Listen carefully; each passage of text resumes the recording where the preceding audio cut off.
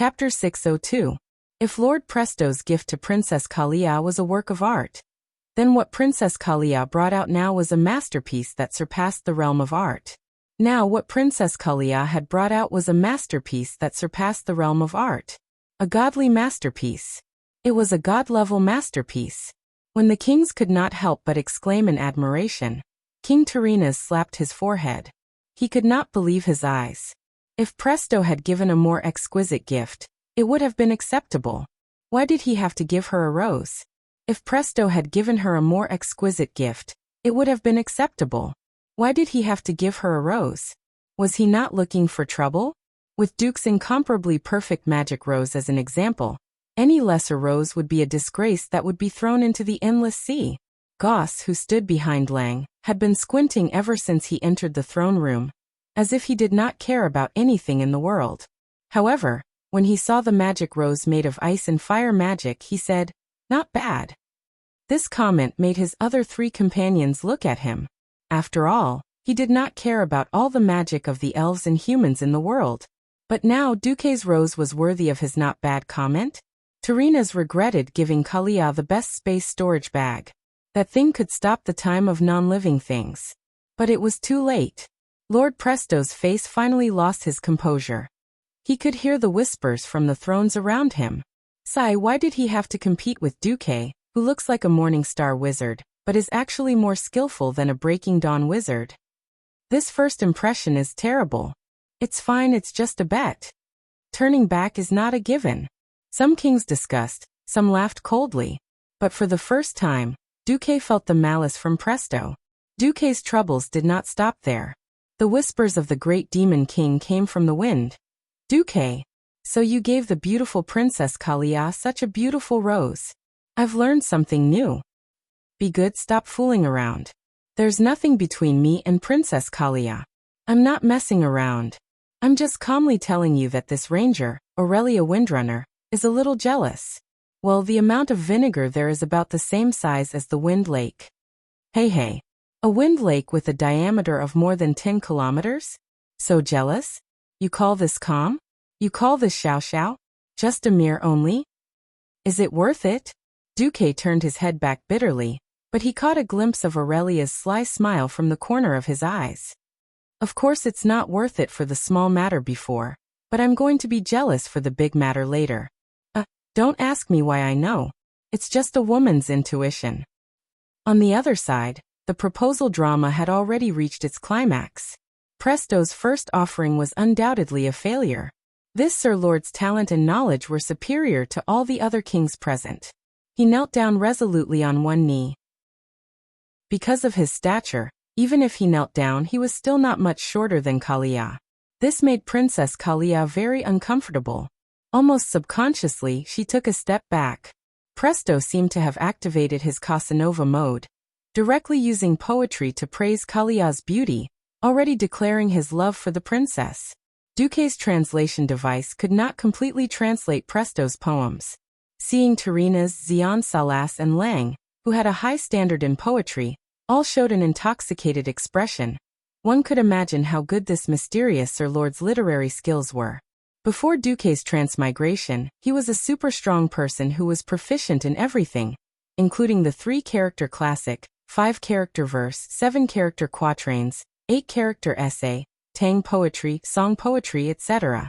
Unfortunately, Kalia's reaction was like a stone sinking into the ocean. For some reason, if it were any other princess or noble girl, they would definitely have fallen for these sweet words on the spot. Princess Kalia, who was famous for her weak personality, seemed to have eaten a weight of steel at this moment, and just did not buy it. Ugh, why do I feel that the atmosphere is a little miserable and cold? My balls hurt? Tyrrhenes also noticed something was wrong. After Presto finished reciting a poem, he had to interrupt. "My child Kalia, such an outstanding young man.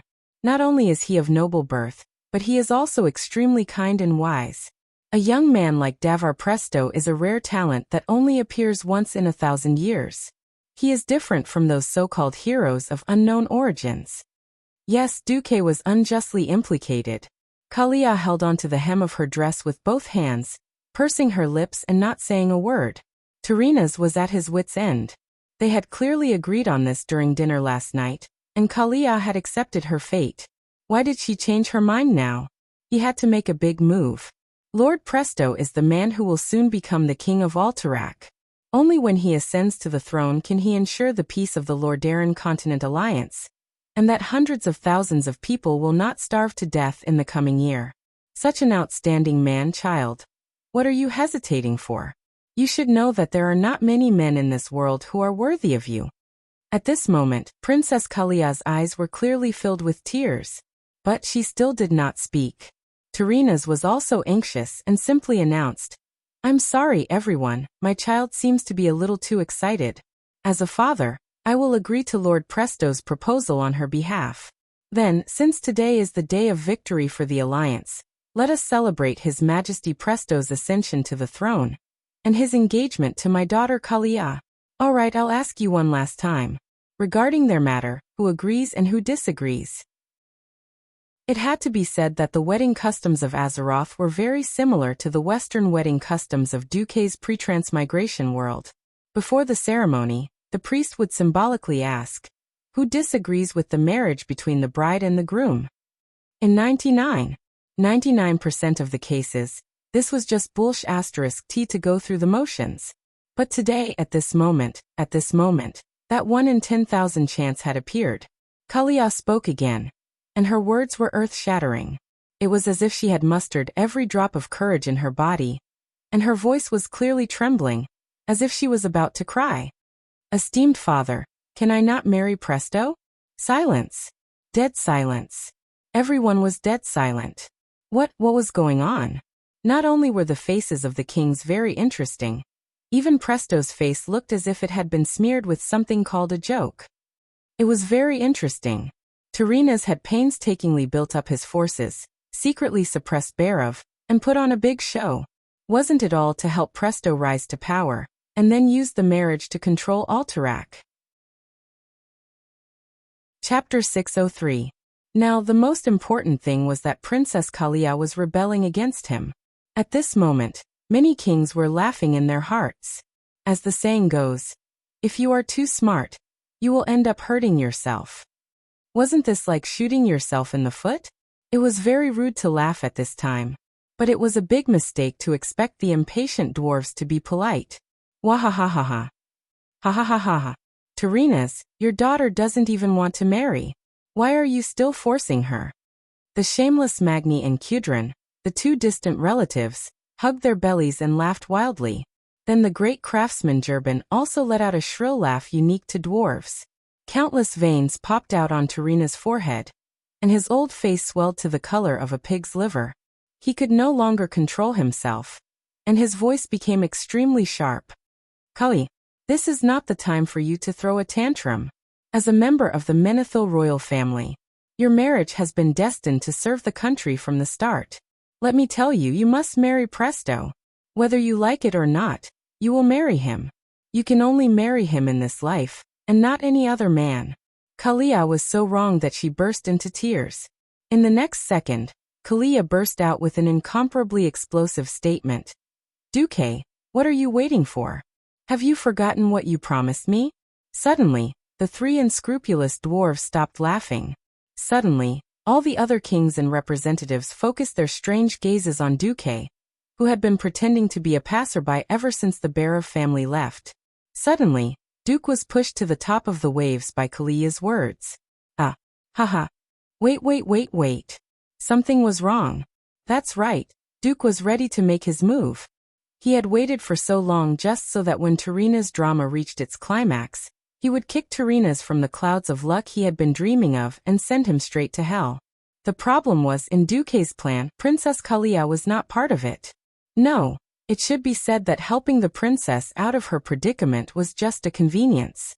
That night, Duque did it purely because the system elf had told him that Princess Kalia is looking at you from the balcony of the palace. So Duque wanted to give Tarina's a hard time. Now, because of Princess Kalia's words, the kings interpreted that the princess had an affair with Duque. If that was the case, everything could be explained. Why wasn't Princess Presto tempted by the marshal at all? Why was the princess prepared to counterattack with Duque's magic rose when Presto took out the ice rose sculpture? Why did the meek princess dare to go against the will of King Tyrrhenus? It was all because they had Duque as their backer. Even if the kings were not shameless at this moment, everyone's soul of gossip began to awaken, and it began to burn fiercely. Duque was embarrassed. Especially when he felt Aurelia's gaze on him. He finally understood why Aurelia had said that her jealousy was as big as Fengxing Lake. How could it not be big? His lover was entangled with the princess of the strongest human kingdom. If it was true love, maybe Aurelia would let him go. But it was a melodramatic entanglement without any feelings. It could only be used by bards to write poems and sing plays, but it was actually useless. Ahem. Legolas coughed softly. Ugh, why did it have to be time to go on stage? Duque looked up at the sky at a 45-degree angle, speechlessly leaving a crocodile tear made of air. At this moment, Duque was possessed by Best Actor. At this moment, Duque was holding a non-existent little golden man in his left hand. He was like an actor who was about to step onto the podium and say that he had won the Best Actor award. He slowly stood up, and Duke's voice, which was excessively young but familiar to all kings, sounded again. I'm sorry, Your Majesty Menethil. I firmly oppose Her Highness Kalia marrying the Lord of Presto. Wow. The two dwarven kings exclaimed. Explosive. Too explosive. Were they going to stage a scene where the future king of Alterax's love was snatched away? Would this be the victory of a young couple who had pledged themselves to each other? Or would it end with the complete victory of Tyrrhenus, the old king who represented the evil forces? The king's spirit of gossip was burning brighter and brighter. What is your reason? Tyrrhenus said through gritted teeth. First, please allow me and my servant to present Princess Kalia with a few gifts. Tyrrhenus nodded in the end. He could see the joy in his daughter's expression, but he still did not understand why the situation had changed so drastically.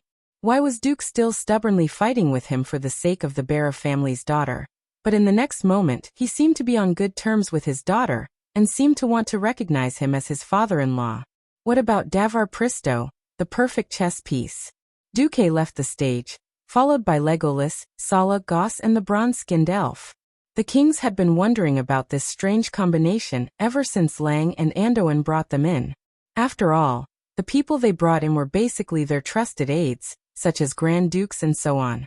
Only Lang and Anduin had unfamiliar guards. Duque brought a few elven guards with him.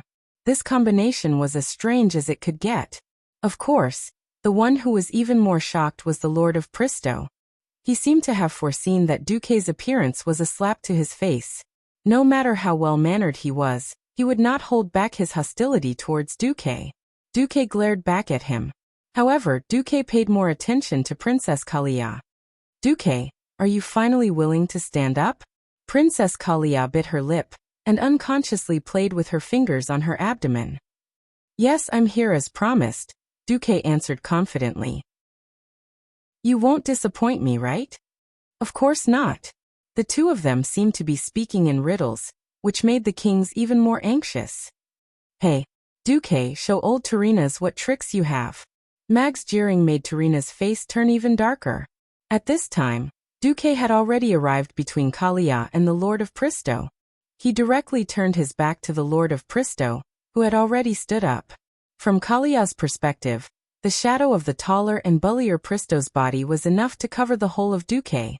Duque ignored her, and instead stepped forward to hold Princess Kalia's hand tightly.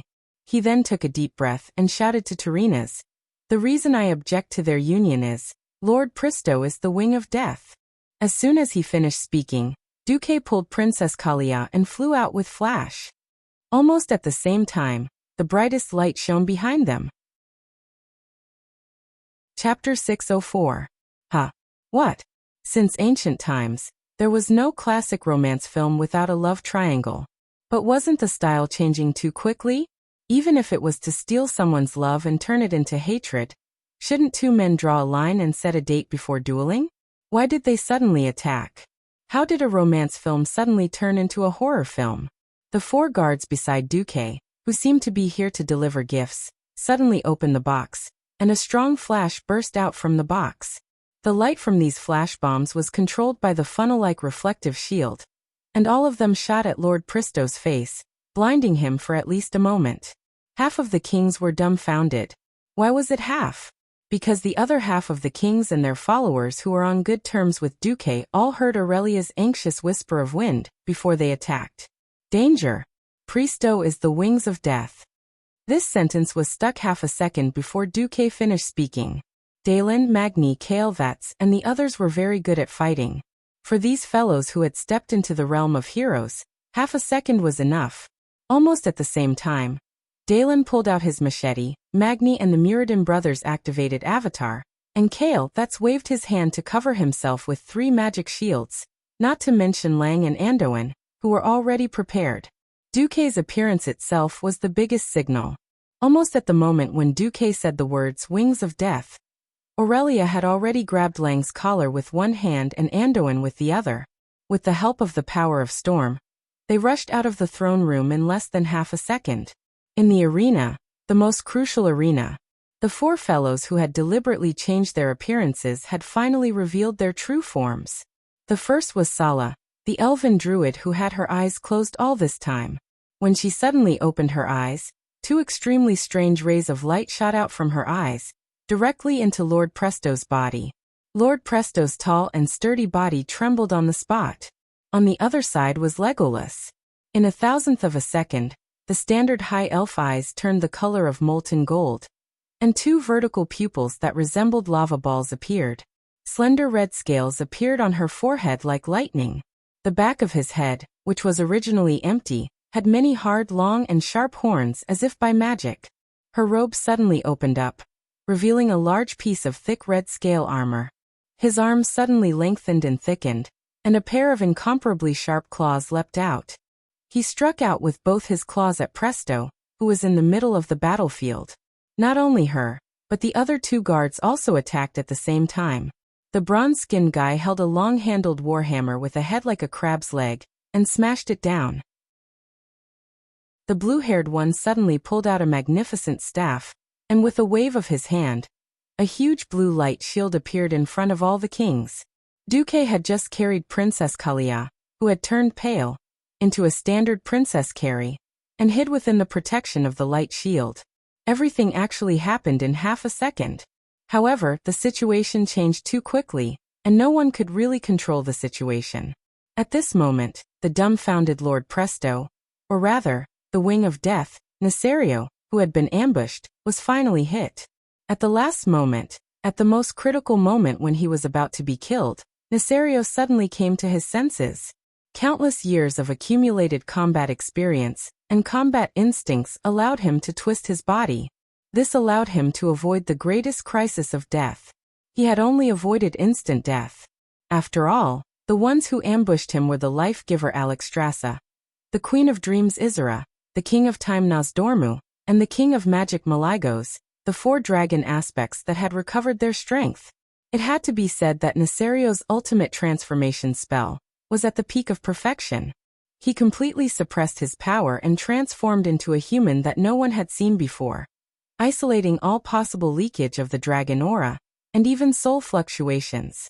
Apart from refusing to accept any magical detection, even if Alexstrasza and Isra were to examine him in front of him, they would not be able to detect that he was the Wing of Death. Unfortunately, from the moment he heard the name de War Presto, the evil transmigrator Duque already knew that he was Nesario. That's right, Nesario had reached the limit of this disguise game, but Duque had cheated. He directly bypassed all the appearances and processes, and reached the result. It was not that Nesario was not alert to Duque's 4 guards, but the problem was that the 4 Dragon Kings had used the same ultimate transformation spell under Duque's instigation. They had changed their appearance and aura. In the eyes of all the mortals, the 4 of them were just 4 blonde high elves. Unless Nesario dared to use Antonida's level of detection magic in front of everyone, he would never be able to tell that the 4 of them had used almost the same magic that he had used to reject detection. Hesitation, disbelief, and Nesario's pride in his ability to conceal himself had finally caused him to be ambushed. That's right. He had escaped the fate of being killed in seconds. This did not mean that he had escaped the sneak attack of the 4 Dragon Kings. Maligo's magic shield was not just for protection. This magic also turned into thousands of tiny magic needles on the ground at the same time, piercing into Nesario's legs. If Nesario was a standard dragon, this bit of damage would not even be able to pierce through his dragon skin. The problem was that he was in the human form with the lowest defense. In an instant, countless needle-sized lines of blood appeared on his legs. Nozdormu's warhammer smashed into Nesario's tilted head. He did not use all of his strength, but 70% of its power caused half of Nesario's head to cave in slightly from the corner of his left eyebrow to his temple. The most serious injury that Nesario suffered was Alexstrasza's claws.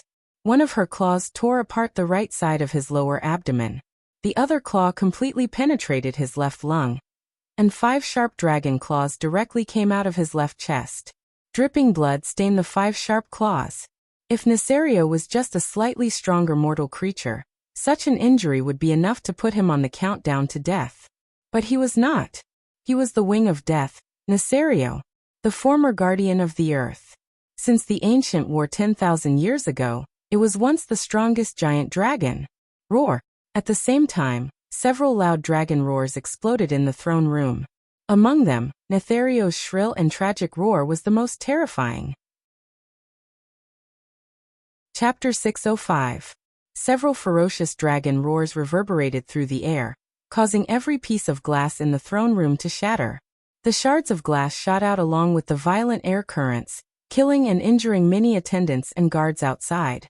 This was not a dragon's breath, nor was it a bomb, but it was many times more terrifying than a mage's pyroblast.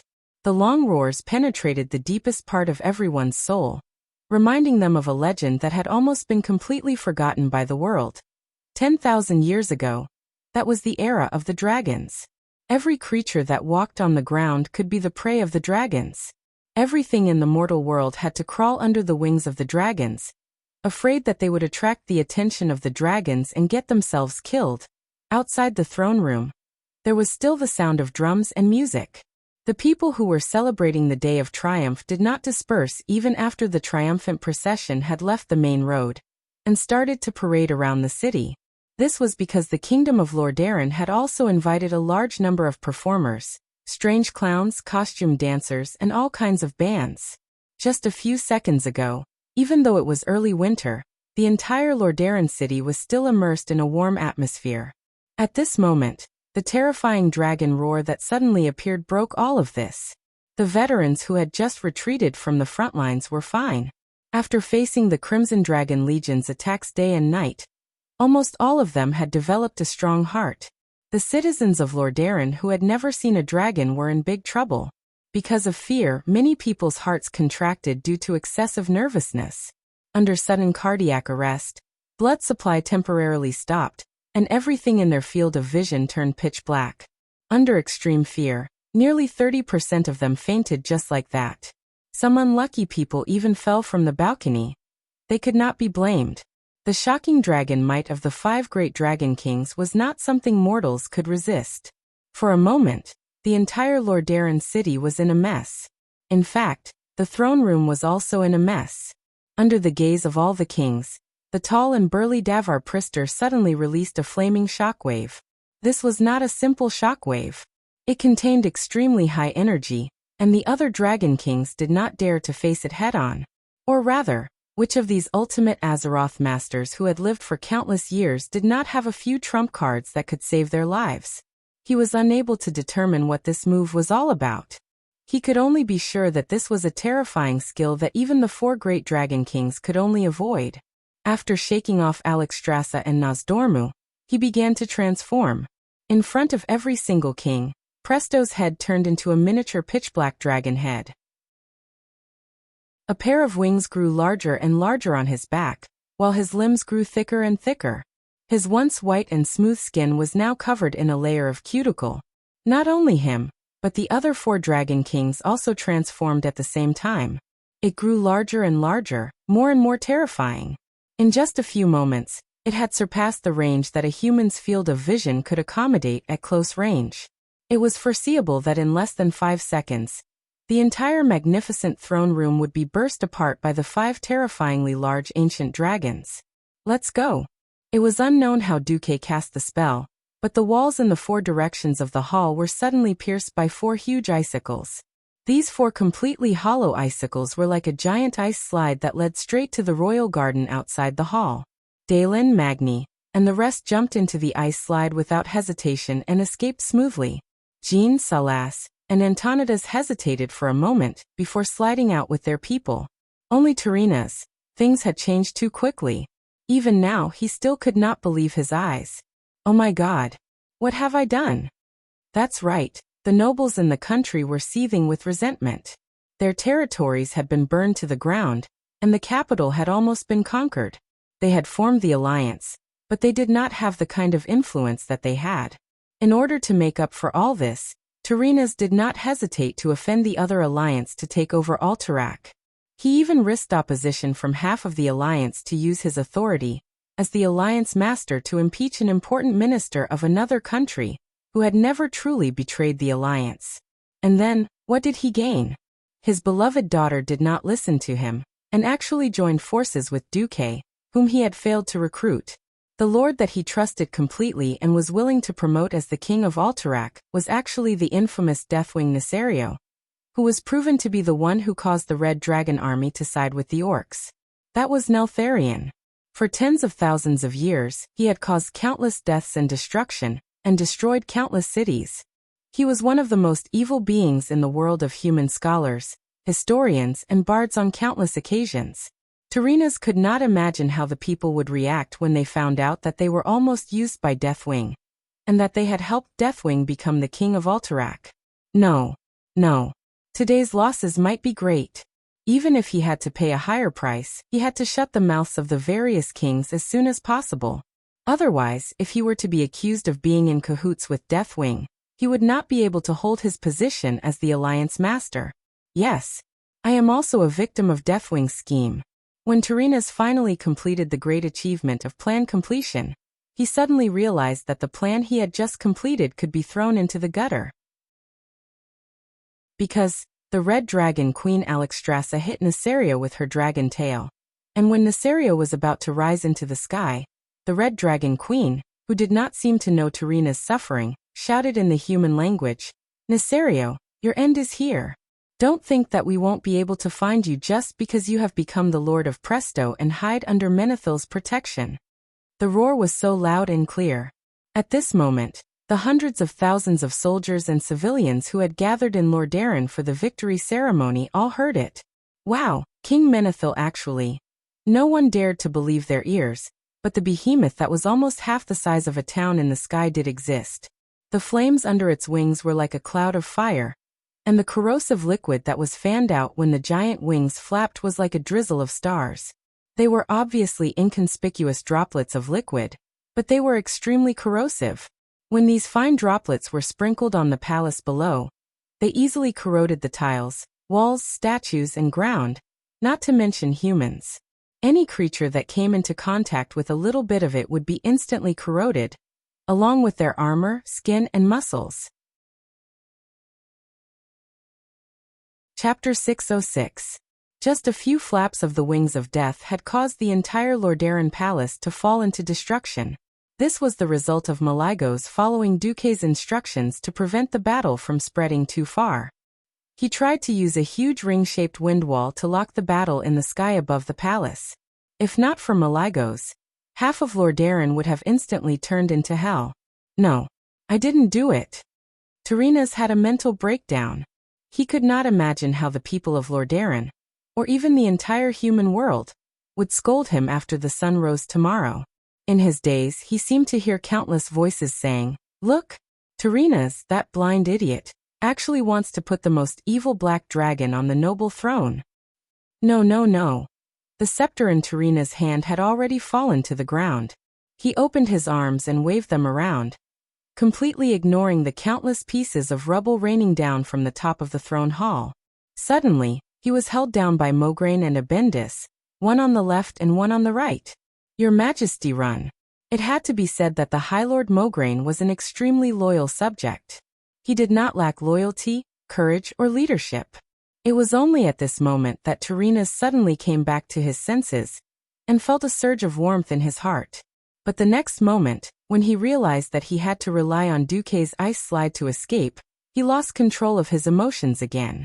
No, I don't want to use Duque's things. Yes. He already hated Duque. It was Duque who argued with him. It was Duque who did not let him have it easy. It was Duque who did not inform him that Presto was actually Nesario. Yes, in a sense he had guessed correctly. But that, again, like, what? His Radiant Moon Mage guards had become useless because of the Blue Dragon King's absolute control of the surrounding magical elements. Other than Duque, who Malygos had specially opened the back door for, all the mages in the entire palace had become weak chickens. Mograine and Abendis were not gods, and they did not have the holy light to activate, Holy Shield. Other than Duque, there was no other way out. If you have the ability, don't use it. Mograine and Tiramisu didn't care. They grabbed Tyrrhena's and jumped down. Perhaps because of a certain person's dark heart, this ice skating path was a little thorny. Just as he was about to reach the garden, the great King Tyrrhena's Menethil's robe was torn apart, and he could only scurry away with his bare buttocks. On the other side, the 4 dragon kings that followed Nesario into the sky had already become extremely huge. Their gigantic bodies cast a shadow from the sky that covered 2 to 3 city blocks. Red, green, blue, and bronze, the 4-colored dragon bodies shone brightly under the dazzling sunlight. Each dragon was shrouded in a halo of sunlight. The halos with a holy aura seemed to declare the supreme majesty of the world of Azeroth's guardian dragons. Alexstrasza, who was in the lead, raised her head and stared at the trembling black dragon in the sky with her golden yellow pupils that were like lava flames. She could clearly see the anger and fear in the eyes of this cunning, cruel, and traitorous black dragon. She was not in a hurry after surrounding her old opponent. She slowly and elegantly spread her huge wings, dispersing all the dust and debris that were brought up when she broke through the roof of the throne hall. Deathwing's condition was already very bad, due to the serious injury he had suffered in his human form. This injury was directly reflected in his dragon form. One of Nesario's left eyes could no longer open. The left side of his head had a slight sense of collapse, and a horn on the upper left had disappeared. Similarly, there was a huge wound on the left side of his chest and the right side of his abdomen. The scales on that area had all disappeared, the dragon's skin was flipped open, and the muscles were rolled back. One could even see flames that did not belong to him rolling around in the wound. That was the Red Dragon Queen's flame of life. For most creatures it was a great tonic, but for Neltharion, it was the most potent poison. At this moment, Nesario's crazy red eyes no longer had the arrogance of the king of the world. Instead, he had the timidity of a thief who was afraid of being beaten to death after being caught. Why? Why are you able to sense my existence? My plan should have been perfect. My disguise should have been perfect. Why? Why? Is it really that kid named Duque? Nesario roared in shock and anger. Ha ha ha ha. You underestimate me too much, Nesario. The Bronze Dragon King Nosdormu grinned loudly. His mouth, which was made of sand, was not sharp, and looked as ridiculous as a sculpture. However, the power of time that flowed through his mouth was not funny at all. You. Of all the things you shouldn't have done, you shouldn't have become a human. This has reduced the difficulty of peeping into your future. I happened to see all of this. Ha ha ha. Anyway, Duque had repeatedly told him not to betray him, and even made up this excuse for Nosdormu. Nosdormu went with the flow and pretended to be pretentious. Damn it. How did I bump into it? Nesario felt that he was completely black. He was very clear about the strength of his old brother. Nosdormu would not often peep into the future because it was very laborious and required him to pay some kind of price. He now regarded this as Nosdormu peeking into countless fragments of the future. It was like looking for a needle in a haystack to see what he had done. If this was not black, what was it? Nesario, repent for your sins. Malygos, who hated Nesario the most, let out the loudest roar of anger since his appearance. When there was no need to protect the weak humans, that was when Malygos would really go all out. It wasn't that Nesario hadn't thought about whether he could take advantage of Malygos not launching a sneak attack this time. and instead covering for the human kings. When he saw Malygos's eyes, which were still filled with anger and hatred, he immediately knew that Malygos had done this because of some agreement. But now Malygos had no scruples. If he used humans as a cover, some people might feel the heartache, but Malygos would definitely not hesitate to kill him along with the ant-like humans below him. Nasario's brain was about to crash. Even when he was at his peak, he couldn't defeat his 4 brothers and sisters who had recovered their strength, let alone him who was already injured. Now he was even more injured. If he hadn't been injured, he wouldn't have had so much time to pretend to be a human and attempt to overthrow the alliance. He looked at the 4 dragon aspects that were in perfect formation, waiting to be slaughtered by the dragon aspects. Nasario was in despair. What should I do? What should I do? Chapter 607. The 5 dragon aspects fought against each other for tens of thousands of years, due to the enmity between good and evil. This was a scene that ordinary people might not even get to see once in their lives. If not for the fact that they were worried that it would harm themselves, it would definitely be an extremely relaxing scene for the hundreds of thousands of soldiers and civilians below. Unfortunately, this was not an IMAX movie, and there was no place for the popcorn-eating crowd to sit and watch the show. The battle between the 5 ancient dragon kings in the sky could easily drop anything, such as scales or corrosive secretions from the body of the dragon of death. If they were hit or affected, it would be a disaster. For a moment, the entire Lordaeron city was in chaos. Duque had tricked Wings of Death and Tyrannus.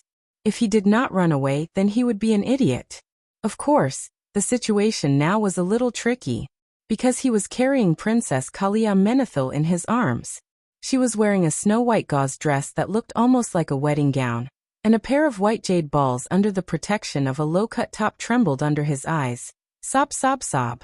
I, Duque, am no longer that little virgin who only fantasized about 10 terabytes romantic action movies. I've eaten meat. Please, princess, don't tempt me, okay? Ever since I lost my moral integrity as Mediv, I haven't been able to maintain it. Who knew that the princess did not seem to hear his thoughts at all? She wrapped her arms around his neck, as if to make it easier for Duque. But her breasts were getting closer. Damn it. Damn it. Flash was not a spell that could be used casually. It was a spell that could disintegrate a person into elemental particles, and then reassemble them from 20 yards away. Although it was perfect, it would stop when it encountered an obstacle. However, the air was filled with flying rubble, and using Flash would cost him his life in minutes. Duque could only activate his ice shield, blow away the stones that came out of nowhere, and run with the princess in his arms. Duque, you've finally come to pick me up. It's just like what I've seen in my dreams countless times. Wait a minute. What's with this affectionate dialogue? Although you didn't ride a white horse, you saved me from the hands of an evil dragon. You are indeed my destined knight. Although you're not wrong, but I'm really just passing by.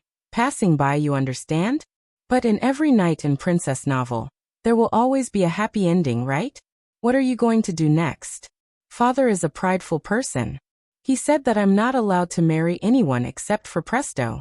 If that's the case, I'll definitely be imprisoned in Lordaeron's palace for the rest of my life. Duque shuddered. He crossed a corridor filled with the corpses of guards and quickly turned into a storeroom. He closed the door, not letting Kalia see the guards outside who were scared to death by the dragon's might.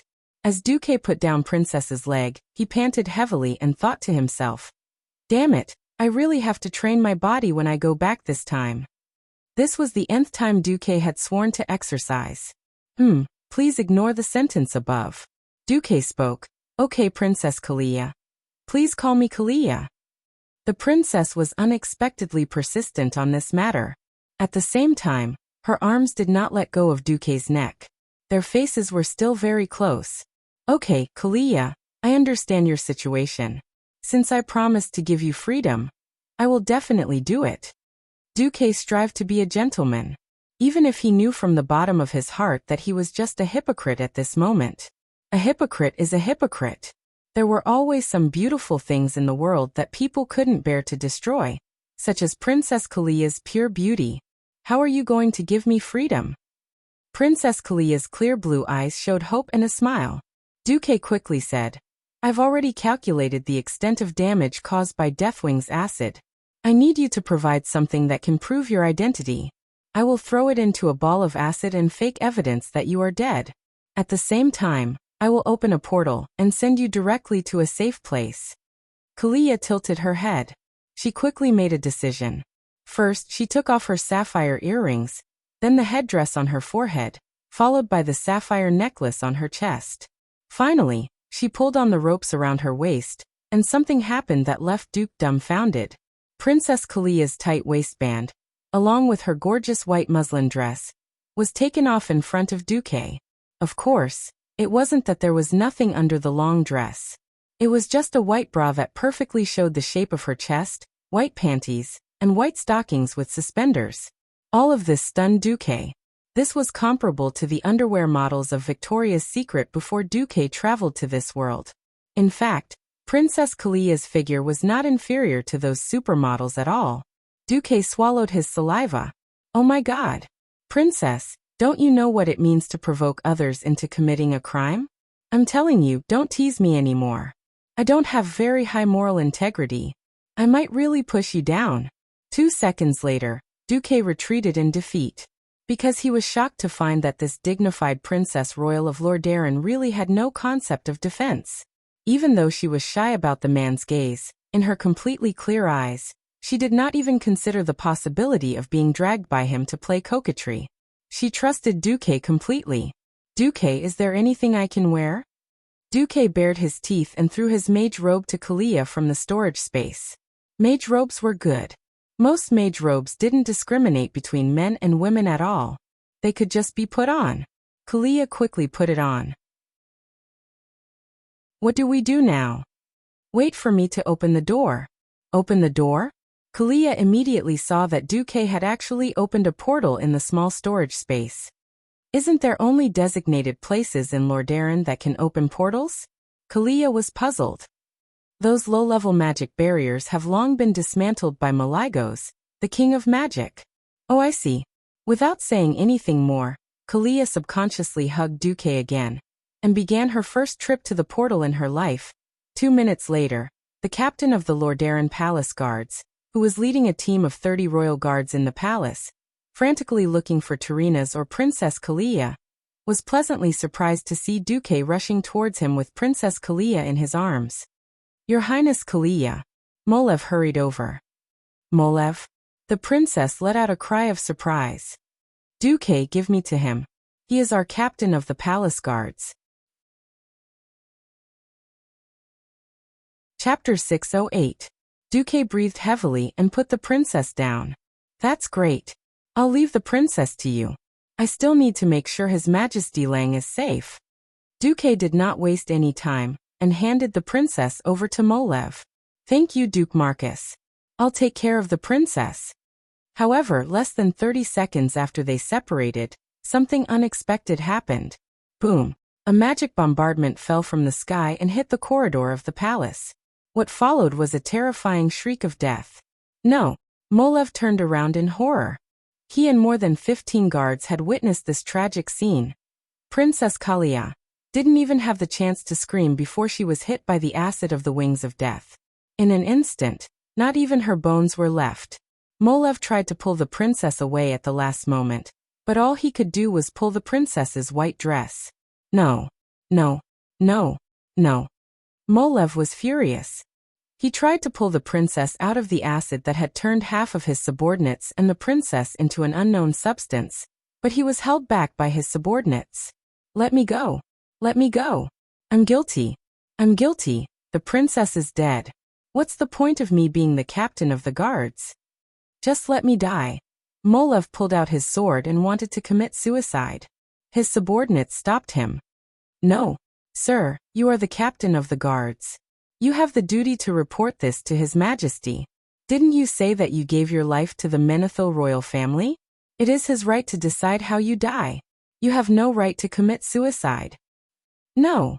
The captain of the guards, who had been through countless hardships and had always been loyal to the Lordaeron royal family, shed tears of regret. He could not imagine what kind of expression His Majesty Tyrrheus would have when he heard the news.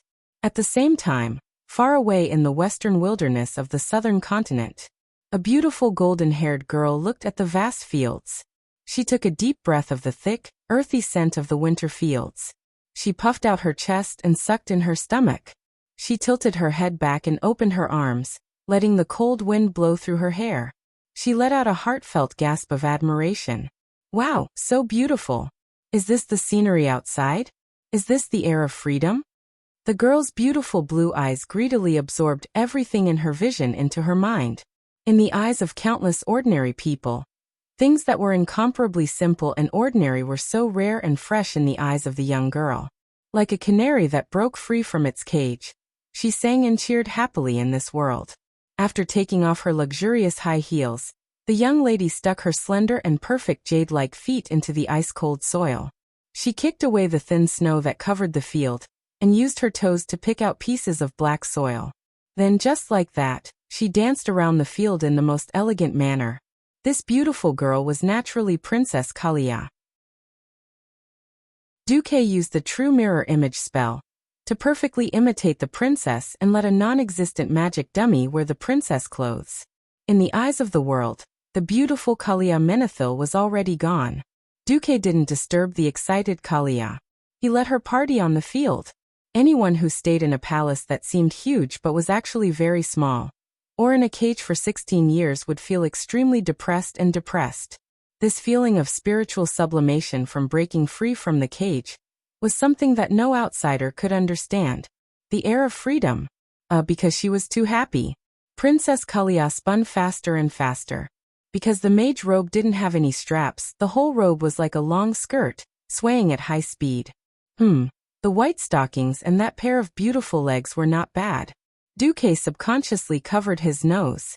Was this a sign that he was going to have a nosebleed? No. I said I won't be a beast. Duque rubbed his eyebrows. Looking at Kalia's delicate and pure face, his restless heart calmed down. What a magical girl. At this time, the crazy Kalia finally realized that she seemed to have lost her composure. She subconsciously lifted the hem of the mage robe like a skirt, and trotted towards Duque. Sorry. I'm too excited. I feel like I can see the outside world. I'm willing to die. Duque smiled sincerely. Kalia, don't joke. Since I promised you freedom, you will naturally have a lot of time to see the world. Kalia suddenly realized something, and her mood became a little down. If I do this, will it bring you and my father a lot of trouble? Besides, when the Rotterdam kingdom was in trouble, I felt really bad for running out alone like this. I'm not in trouble. I've perfectly killed you and Lord Darren. There won't be any evidence that I kidnapped or murdered you. As for your father, His Majesty Tyrrheus, I want to say that everyone must be responsible for their own actions. Responsible? Kalia widened her eyes, which were so pure that there was not a trace of impurity in them, and blinked. Yes. As the leader of the Lordaeron Alliance, after signing the Equal Alliance Treaty, he coveted the Alliance's land. This is a true blasphemy to the name of the Alliance. Perhaps the Alterac king and nobles are guilty, but the people of Alterac are not. Lordaeron and Alterac are not enemies, but brothers of the same origin. I am ashamed of His Majesty Tyrrheus for doing this. At this point, Duque lowered her head. I have asked the Blue Dragon King Maligos to ensure the safety of the citizens of Lordaeron as much as possible, but there will always be losses.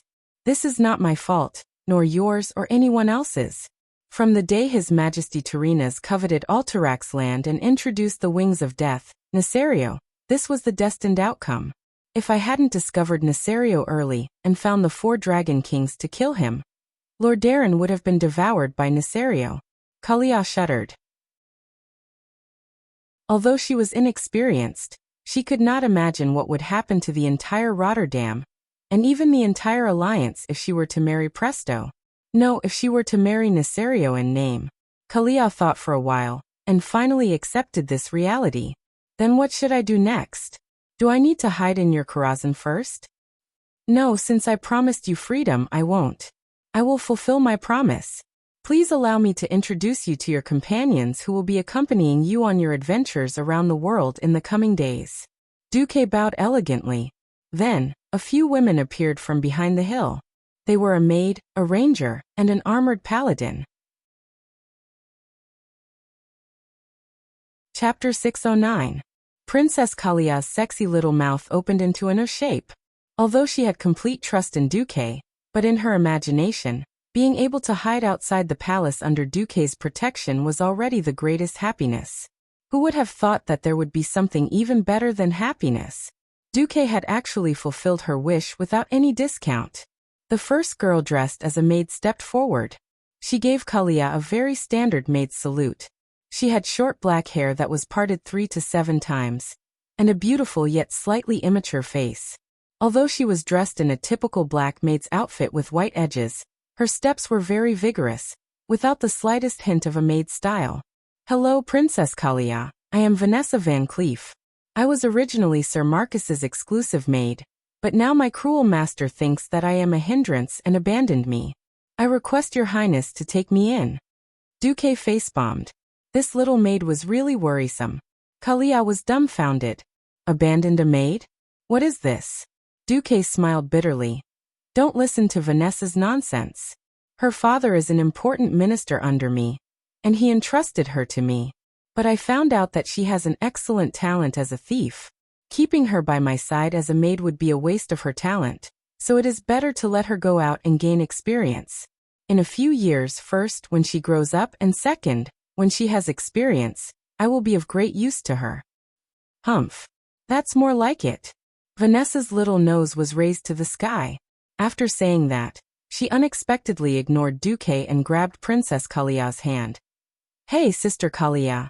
I heard that you want to give up your identity as a princess and travel the continent as an ordinary person. Is that true? Of course. Kalia did not hesitate. Then later, to avoid exposing my identity, I will only call you by your name and a pseudonym. Vanessa, who was a little scheming, seized the opportunity. No problem. Kalia didn't know that she had fallen into a trap, and was still very happy because of the other party's kindness. Always hearing the words Your Highness always made her uncomfortable. Duque continued. This ranger is Lilith Windrunner, the youngest sister of the Windrunner family.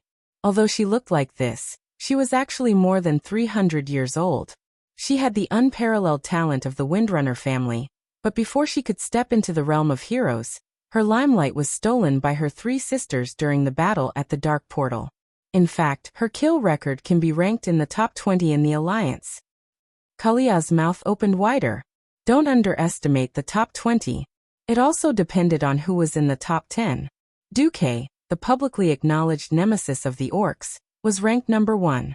Below them were the 3 Windrunner sisters and Antonidas, who was active in the Silverpine Forest battlefield. Next was a group of butcher princes. At that time, there was Anduin Lothar of Quelzarum, and then there was Uther and the others who were known as the 5 Silver Saints after the charge of the 12 horsemen. Below them were Highlord Mograine, Abendis, Dalen Proudmoore, Daneth Trollbane, Curdran Wildhammer, and the 3 Bronzebeard brothers of Ironforge. These were fierce men who had shown extraordinary results during the war. If it wasn't for the fact that these guys in front of her were too fierce and left too deep an impression, she would definitely have the title of Alliance Hero. Even so, Lilith managed to occupy the top 20 without anyone noticing. The dignified princess of Lordaeron immediately trotted over like a fan, pulling Lilith's hand and asking questions. After the excitement subsided with great difficulty, Kalia realized that there was a third companion here. Neither she nor Duque minded Kalia's loss of composure. Duque said, "This is Lady Riataline. She was originally a priest of the Holy Light just like you. However, after the war that just ended, she was a little agitated. She then became the disciple of my subordinate, Gavinrad Misfortune, and became a holy knight. She is a very good vanguard. She will also follow you out to gain experience." Kalia's eyes immediately sparkled again. Her pure and unadorned personality easily won Riataline's favor. Duque also sighed. The 3 companions he had painstakingly arranged this time all had great backgrounds. In the original history, Vanessa would have become a boss. Lilith's original form, Rira's, had died, but now she had made a name for herself. The last one, Riataline, was even more impressive. Duque knew very well that it was the fault of the world shift. Riataline was originally a high elven priest who believed in the holy light. Her parents were killed by the Amani trolls, and she was raised by her mentor, the high-ranking priest Vonderal. In the war that had just ended, the green-skinned orcs and trolls were like a rampant plague that swept through the entire Longsong forest like a tide. The magnificent armor and shields of the high elves were as thin as paper in front of the brute force of the orcs. The vanguard of the elves was easily destroyed by the muscular army of orcs, ogres and goblins. Riataline watched helplessly as her companions were killed by the strong orcs. In this cruel war that resulted in the deaths of hundreds of thousands of elves, Riataline began to question her unwavering belief in the holy light. Her holy light could only heal the soldiers who retreated from the battlefield, but could not resist the heavy hammers and axes of the orcs, nor could it resist the crazy magic bombardment of the two-headed ogre mages. If the holy light really protected the high elves, why did the elves lose so badly? At the most critical stage of the war, she even picked up a spiked mace and charged at the orcs. However, the moment she charged, she was easily defeated by an orc laborer who was seen as the weakest. It was only because her comrades dragged her back that she managed to escape. She watched angrily as Orgrim left Kuel Salis with a mocking victory and countless ogres who had been strengthened by the storm altar. The home that the elves were so proud of had become a wasteland burned to ashes. At this time, she saw Gavinrad appear. This profession that perfectly combined the holy light and combat deeply touched her heart.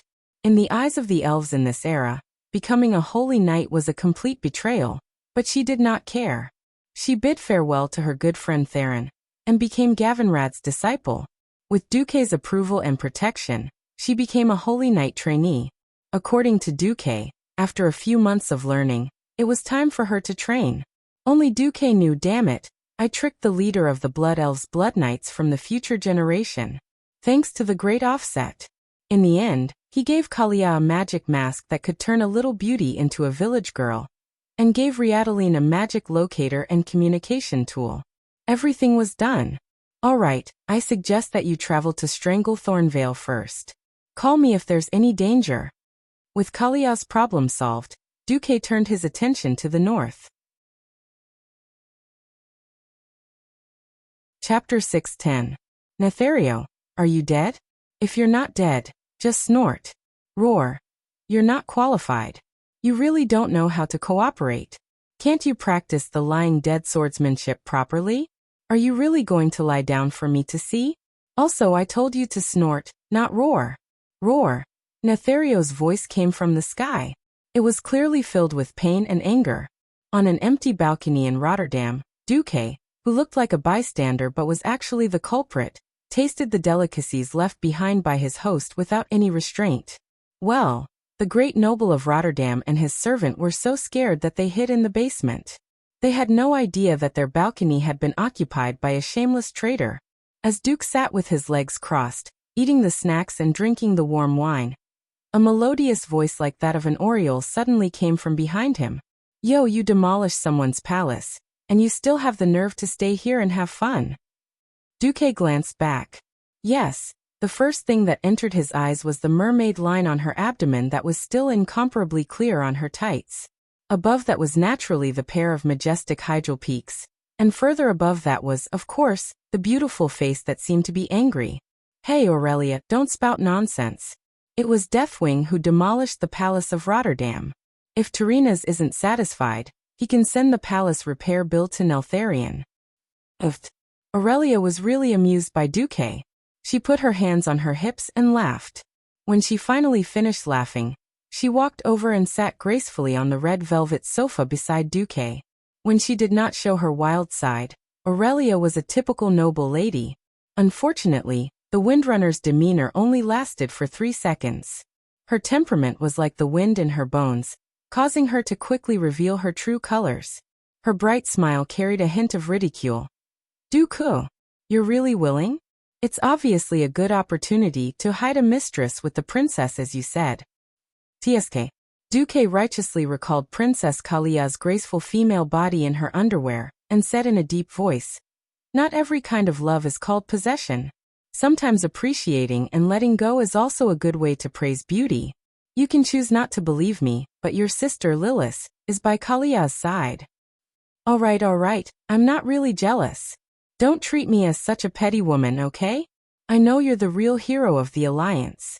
After saying that, Aurelia didn't care if there were still people looking at them, and directly gave Duque a hot kiss. Yes, that's more like it.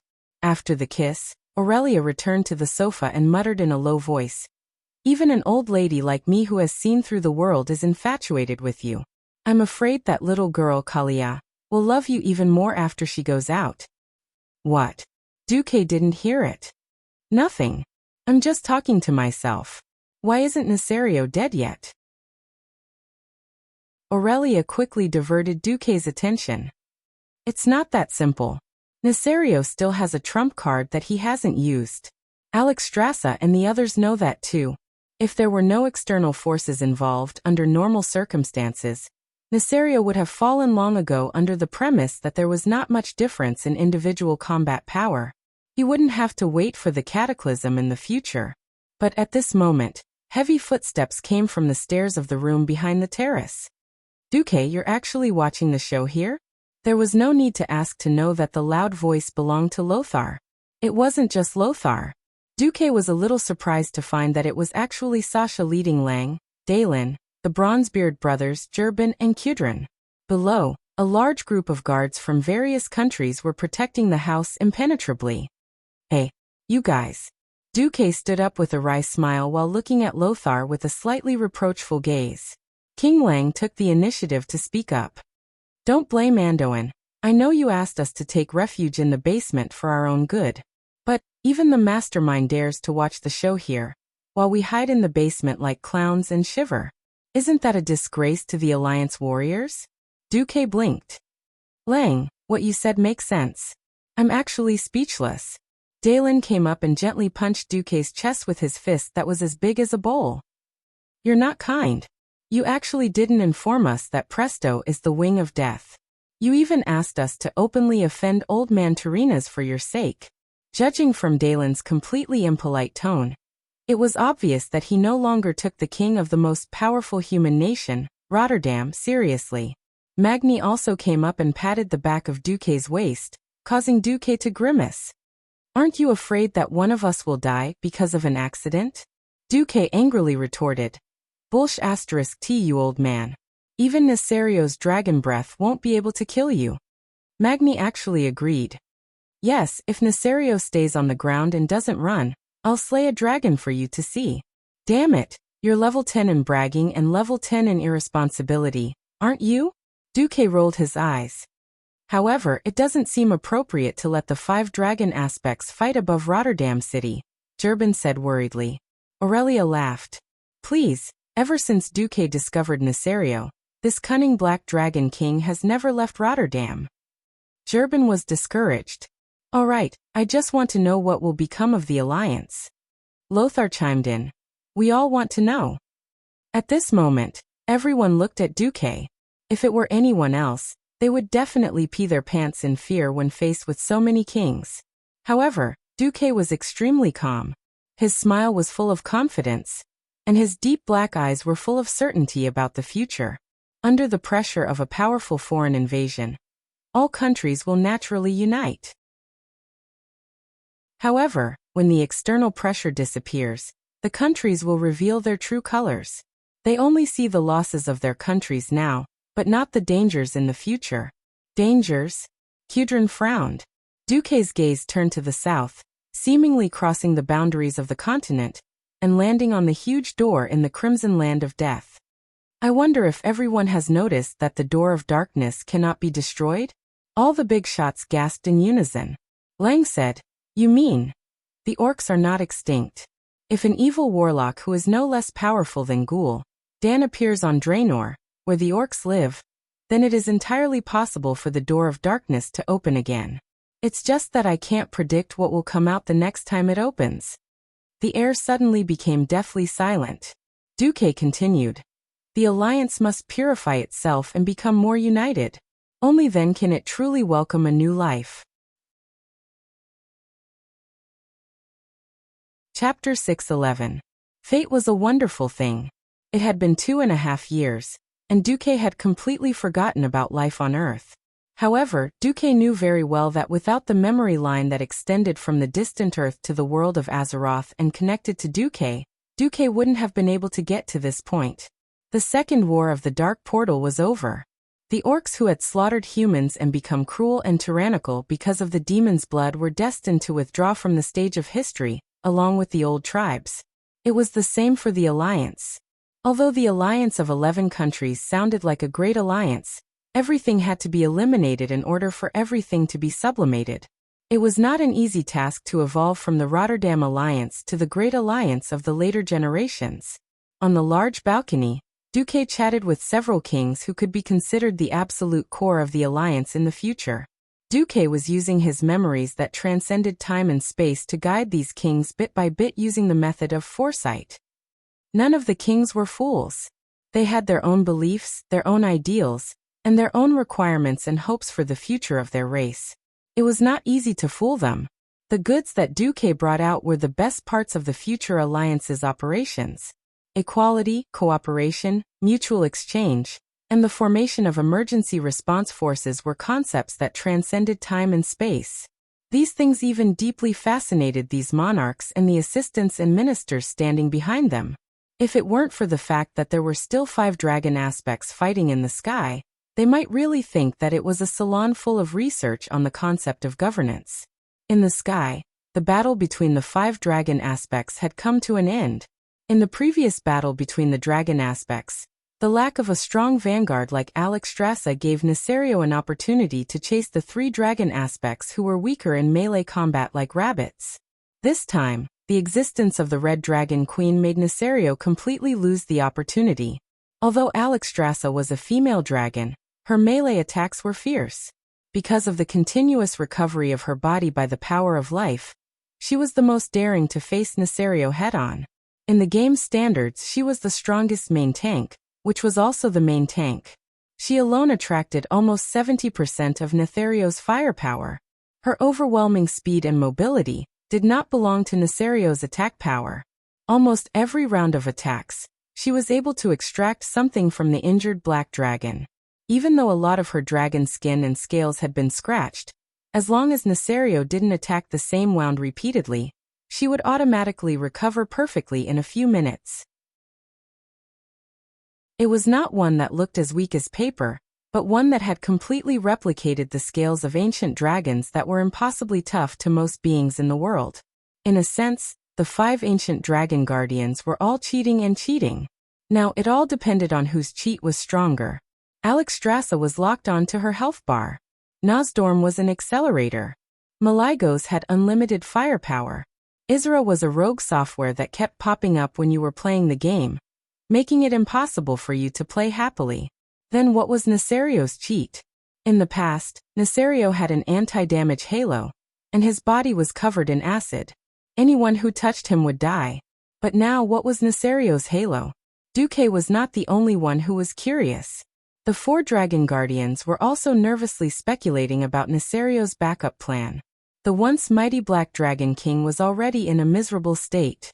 The experienced Alexstrasza and the unafraid Nosdorm launched a frenzied attack on his left eye that could not open.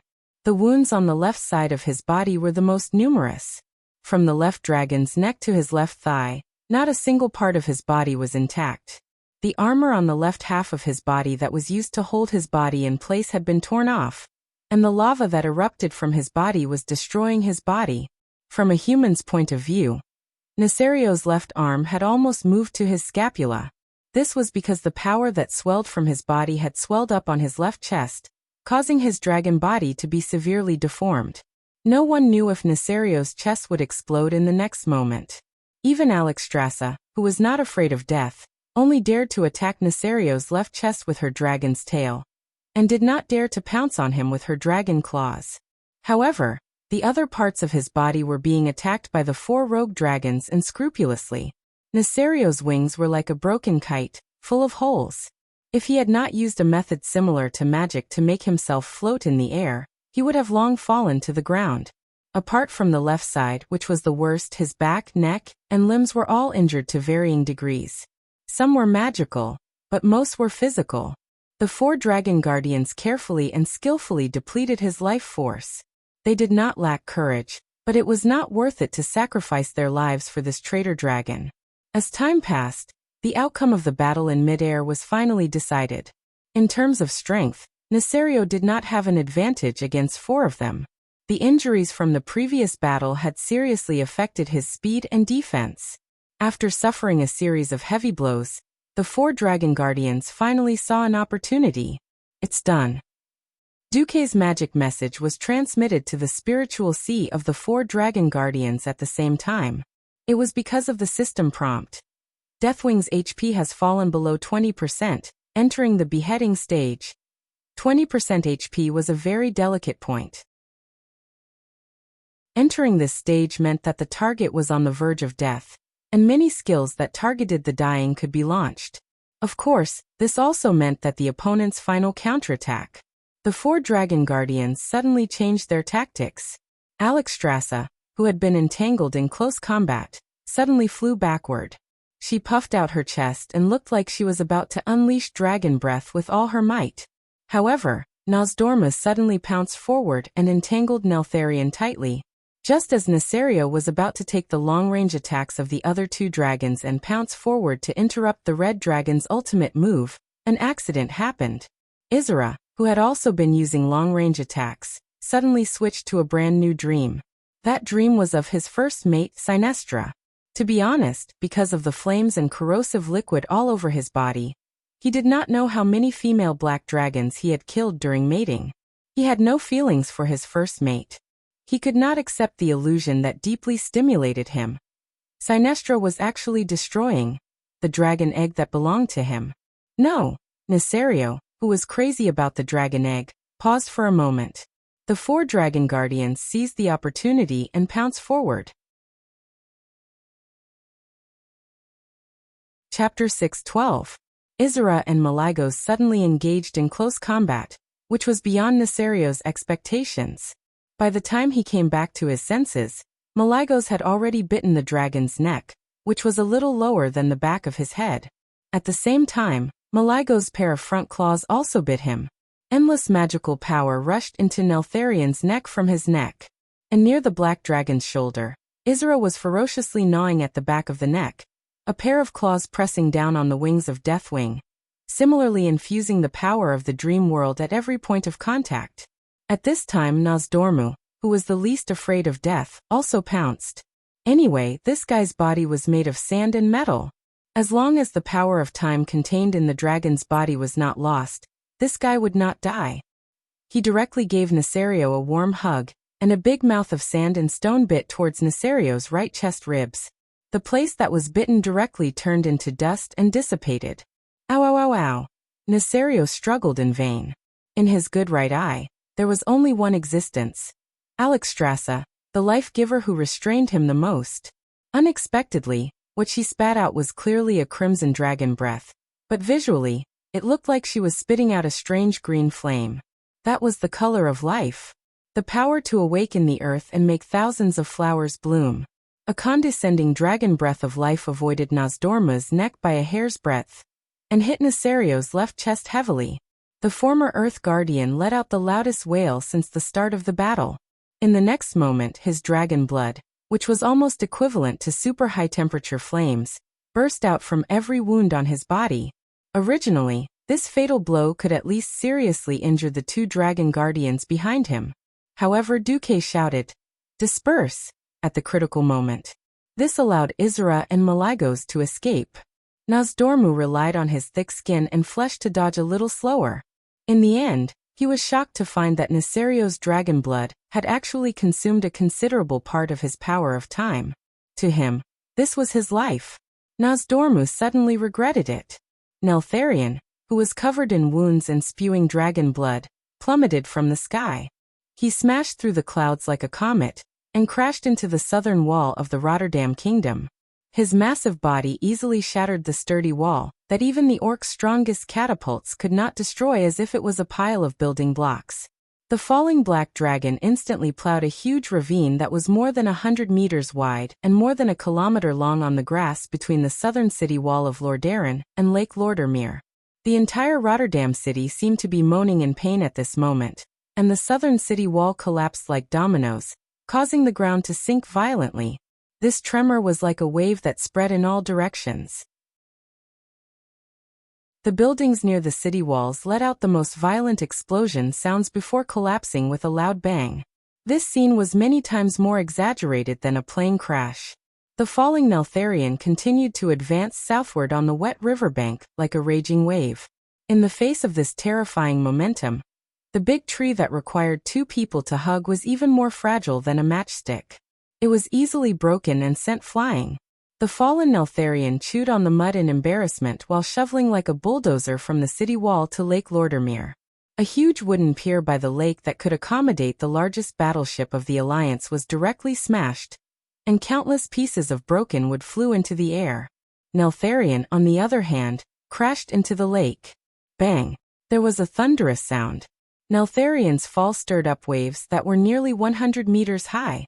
When the lake calmed down a little, the entire surface of the lake began to boil because of his ultra-high temperature, as if there was an erupting volcano at the bottom of the lake. The 4 dragon aspects looked at each other. The big sister, Alexstrasza, was extremely domineering. Drag him up and continue to kill him. Fighting in deep water had never been a wyvern's specialty. Firstly, this was not a true deep sea. Secondly, so what if the lake was more than 10 meters deep? Was the title of the King of Magic just a bluff? Malygos's eyes widened, and his pair of vertical pupils suddenly turned blue. Countless mysterious magic runes poured down from top to bottom in his water tank-sized pupils. A domineering roar reverberated through the entire sky, causing the ears of everyone in Rotterdam to buzz. I declare, this is a world of ice. It was a spectacle that would be unforgettable to any witness for the rest of their lives. It was a miracle that would be sung by every bard for thousands of years.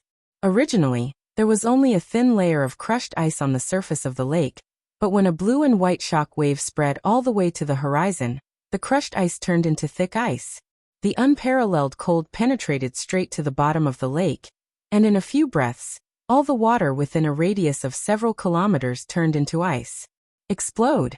It was another thunderous roar from Malygos. Crackle, crackle! The lake that had turned into ice suddenly let out a violent explosion, and then all the ice fragments rose into the air in a way that defied gravity, and quickly dissipated in the terrifying winter wind. No one could believe their eyes.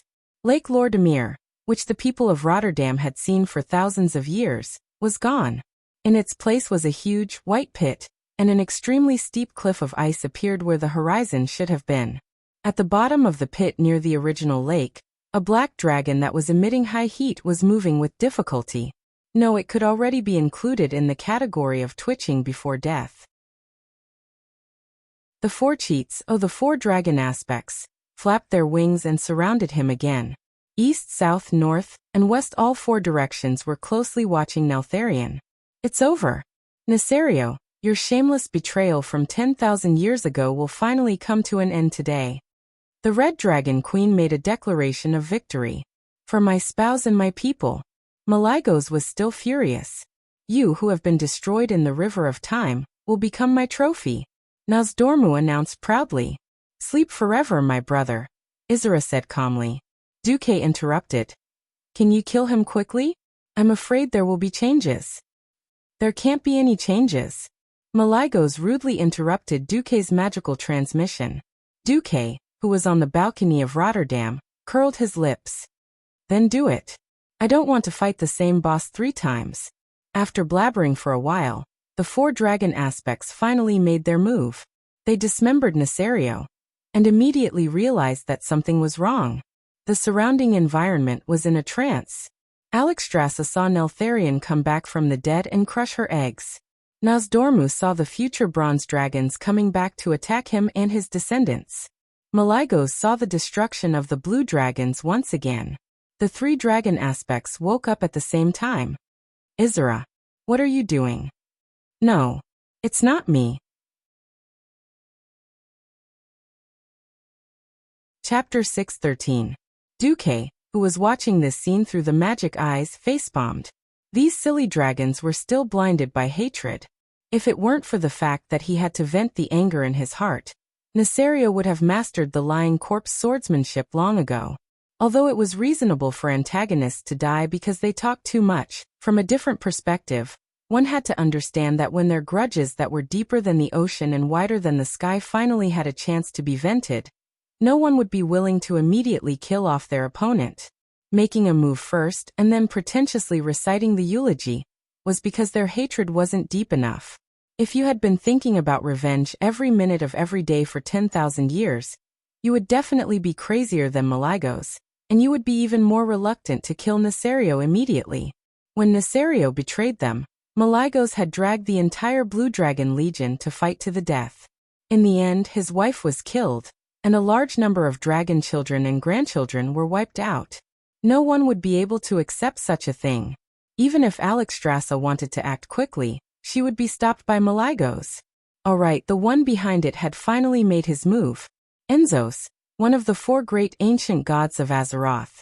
Of course, it wasn't him personally, but judging from the reactions of the 4 dragon kings, it should be the High Elven Minister, who took the lead in seducing Queen Azhara 10,000 years ago. The future king of nightmares, Savi's. Only he could erode the Emerald Dream controlled by Izira, and turn it into the so-called Emerald Nightmare in a short period of time. Just as Savi's attacked through the Emerald Nightmare, directly affecting the 3 dragon aspects and eroding Izira's Emerald Dream, Nesario, who was lying at the bottom of the lake like a corpse, suddenly moved. Like a spring that had been pressed to the extreme, it bounced back violently. A thick black lightning lit up at the bottom of the lake and shot into the sky. It looked like it was going straight for the southern sky. No. Maligos let out the most mournful roar. It was useless. A new wave of nightmares attacked again. Even if Savi's was hiding somewhere to release this move, the power of the nightmares was actually quite limited.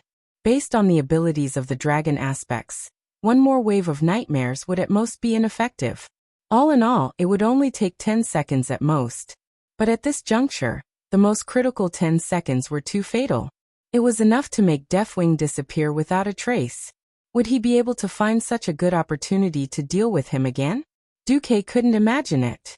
However, Duque was unwilling. Weren't the 4 dragon aspects too useless?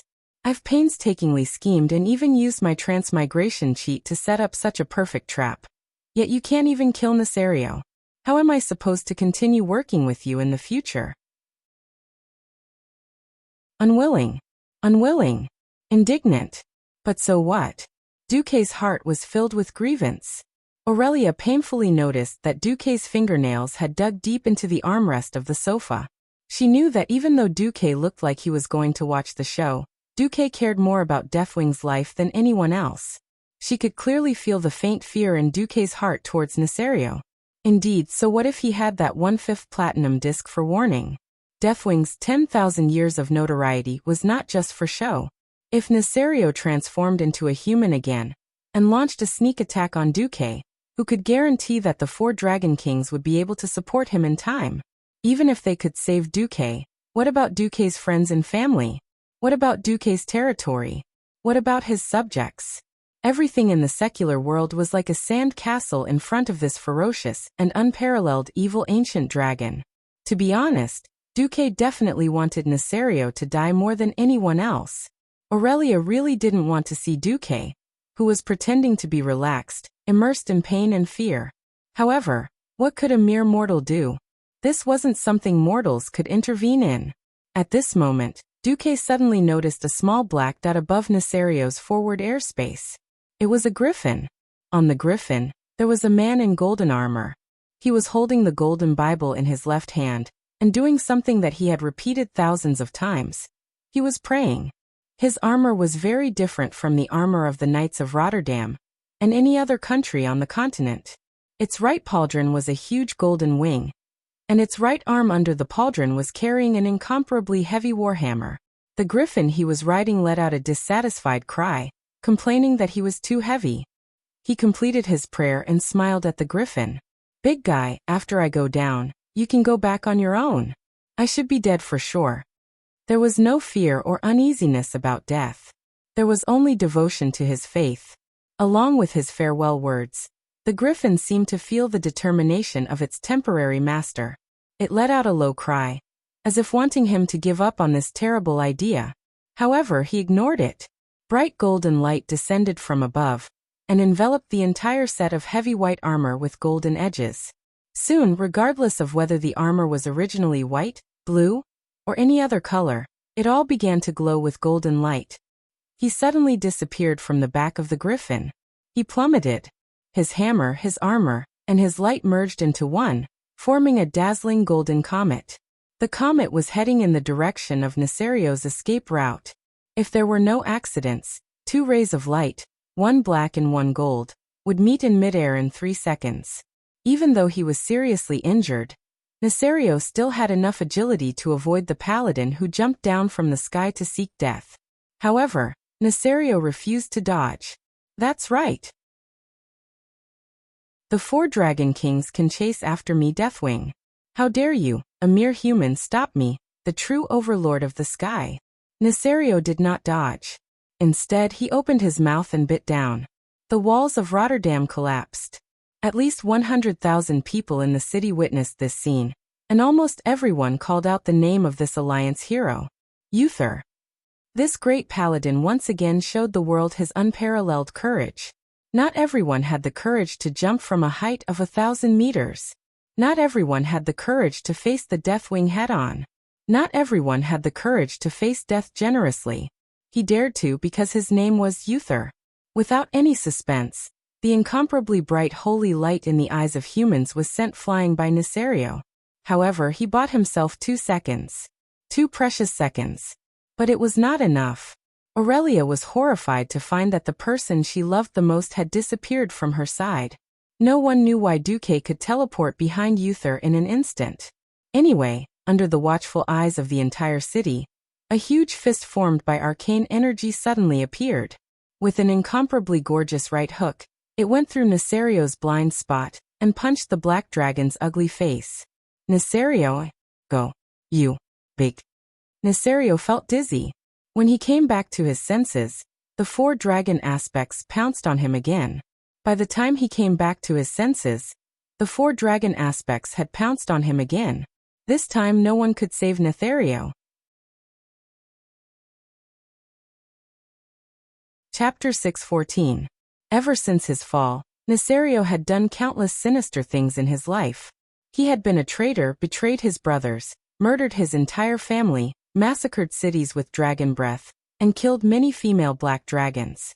Perhaps he had thought of retribution, but he never thought that it would come from the insignificant race that he despised the most and should be erased from the entire planet. Humans. To be specific, that guy was called Duke Marcus. Ever since he failed to control Duque with his dragon scales and caused the 4 dragon aspects to hunt him down, he hated Duque.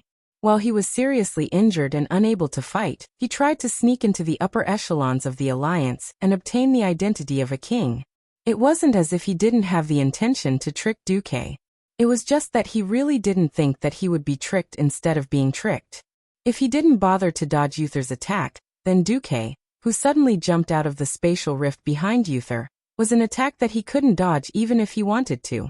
As an ancient dragon king with rich combat experience, after he was temporarily blinded, he kept swinging his head to trade time for space so that his right eye could see more things.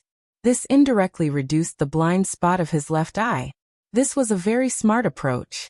Even Alex Strassa couldn't completely avoid his constantly changing and omnidirectional vision, but Duque managed to do it. The gigantic fist that was formed by countless arcane blasts punched over. If it was an ordinary hook, this blow would never have hit him. It should be said that even the arm of a giant couldn't hit Nesario easily. His unparalleled combat instincts allowed him to dodge any simple direct attack.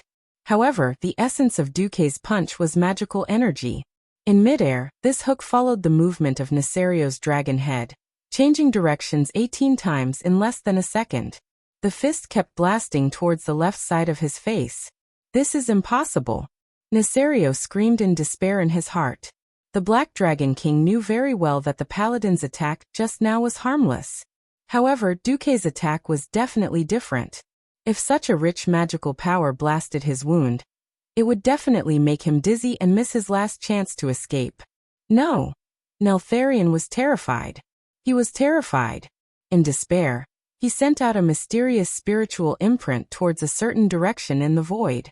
It was for the ancient god N'Zoth, and it contained the will of Nesario's absolute submission to N'Zoth. Unfortunately, it was like a stone sinking into the sea.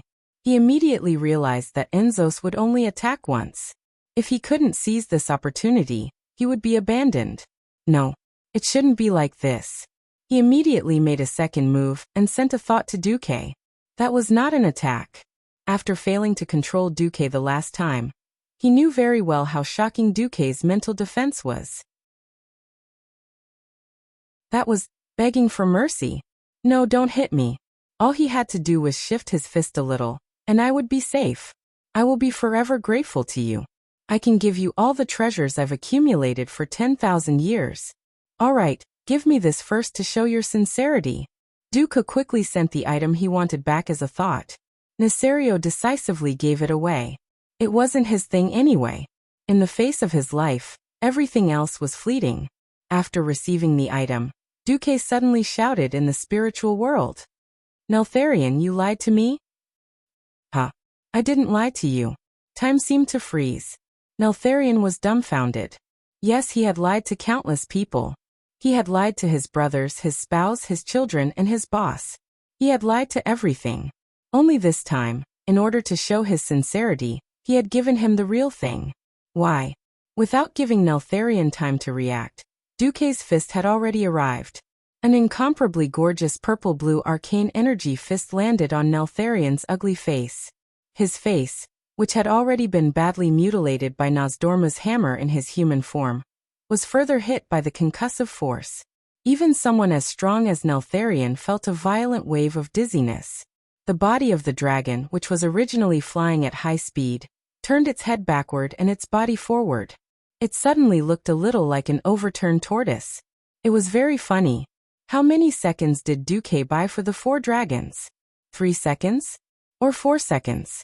No one could tell how much it was. They only knew that it was enough. The 4 dragon aspects were ashamed of their mistakes. They focused all their attention and spirit, and as they charged forward at high speed, they did their best to resist Savi's incubus power. There was no hesitation. There was no mercy. They risked the possibility of a final backlash and fiercely pounced forward. The most violent one was naturally Maligos, whose wife and child had died. He accurately bit the place he had bitten before. At the spine that seemed to have been broken in half at the back of the head, she bit and wantonly released the power of magic. Isra and Nozdormu changed their strategy. They began to destroy Neltharion's wings with all their might. Alexstrasza, on the other hand, attacked Neltharion's chest with all her might.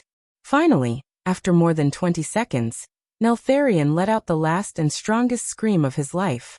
Roar! In the next moment, Neltharion, the wing of death, was beheaded. After flapping his wings dozens of times, Maligos, the king of magic, flew higher into the sky. He then made a sudden descent and flew to the original south gate of Rotterdam in one breath. At this moment, hundreds of thousands of soldiers and civilians saw the huge, ugly, and hideous black dragon head on Maligos's left front claw. Ha ha ha ha. Ha ha ha ha ha. Did you see that? Did you see that Nesario has finally died at the hands of me, Maligos? Maligos' blood flowed with the thrill of revenge and satisfaction. This pleasure turned into thousands of bubbles that rushed to his brain, almost burning it to the point of melting. Ha ha ha. The taste of successful revenge is so sweet. In a trance, he saw that his former partner seemed to be smiling at him in that world. Maligos was so pleased that he actually had the thought to do a few somersaults in the air. Then, without looking back, he carried Neltharion's head and flapped his wings to fly further north. This guy. Alexstrasza muttered in dissatisfaction. Nozdormu cursed. Bastard Maligos. He destroyed my collection. This is not a replica refined from the river of time. This is the real thing of that great traitor, Neltharion. Isra laughed. Forget it. When Maligos is done venting his anger, you can ask him for it back. On the other side, Alexstrasza glanced at the sky below and muttered, "This kid Duque is in the limelight." Yes. After Maligos flew away, everyone looked at the two people in the sky. Chapter 6:15.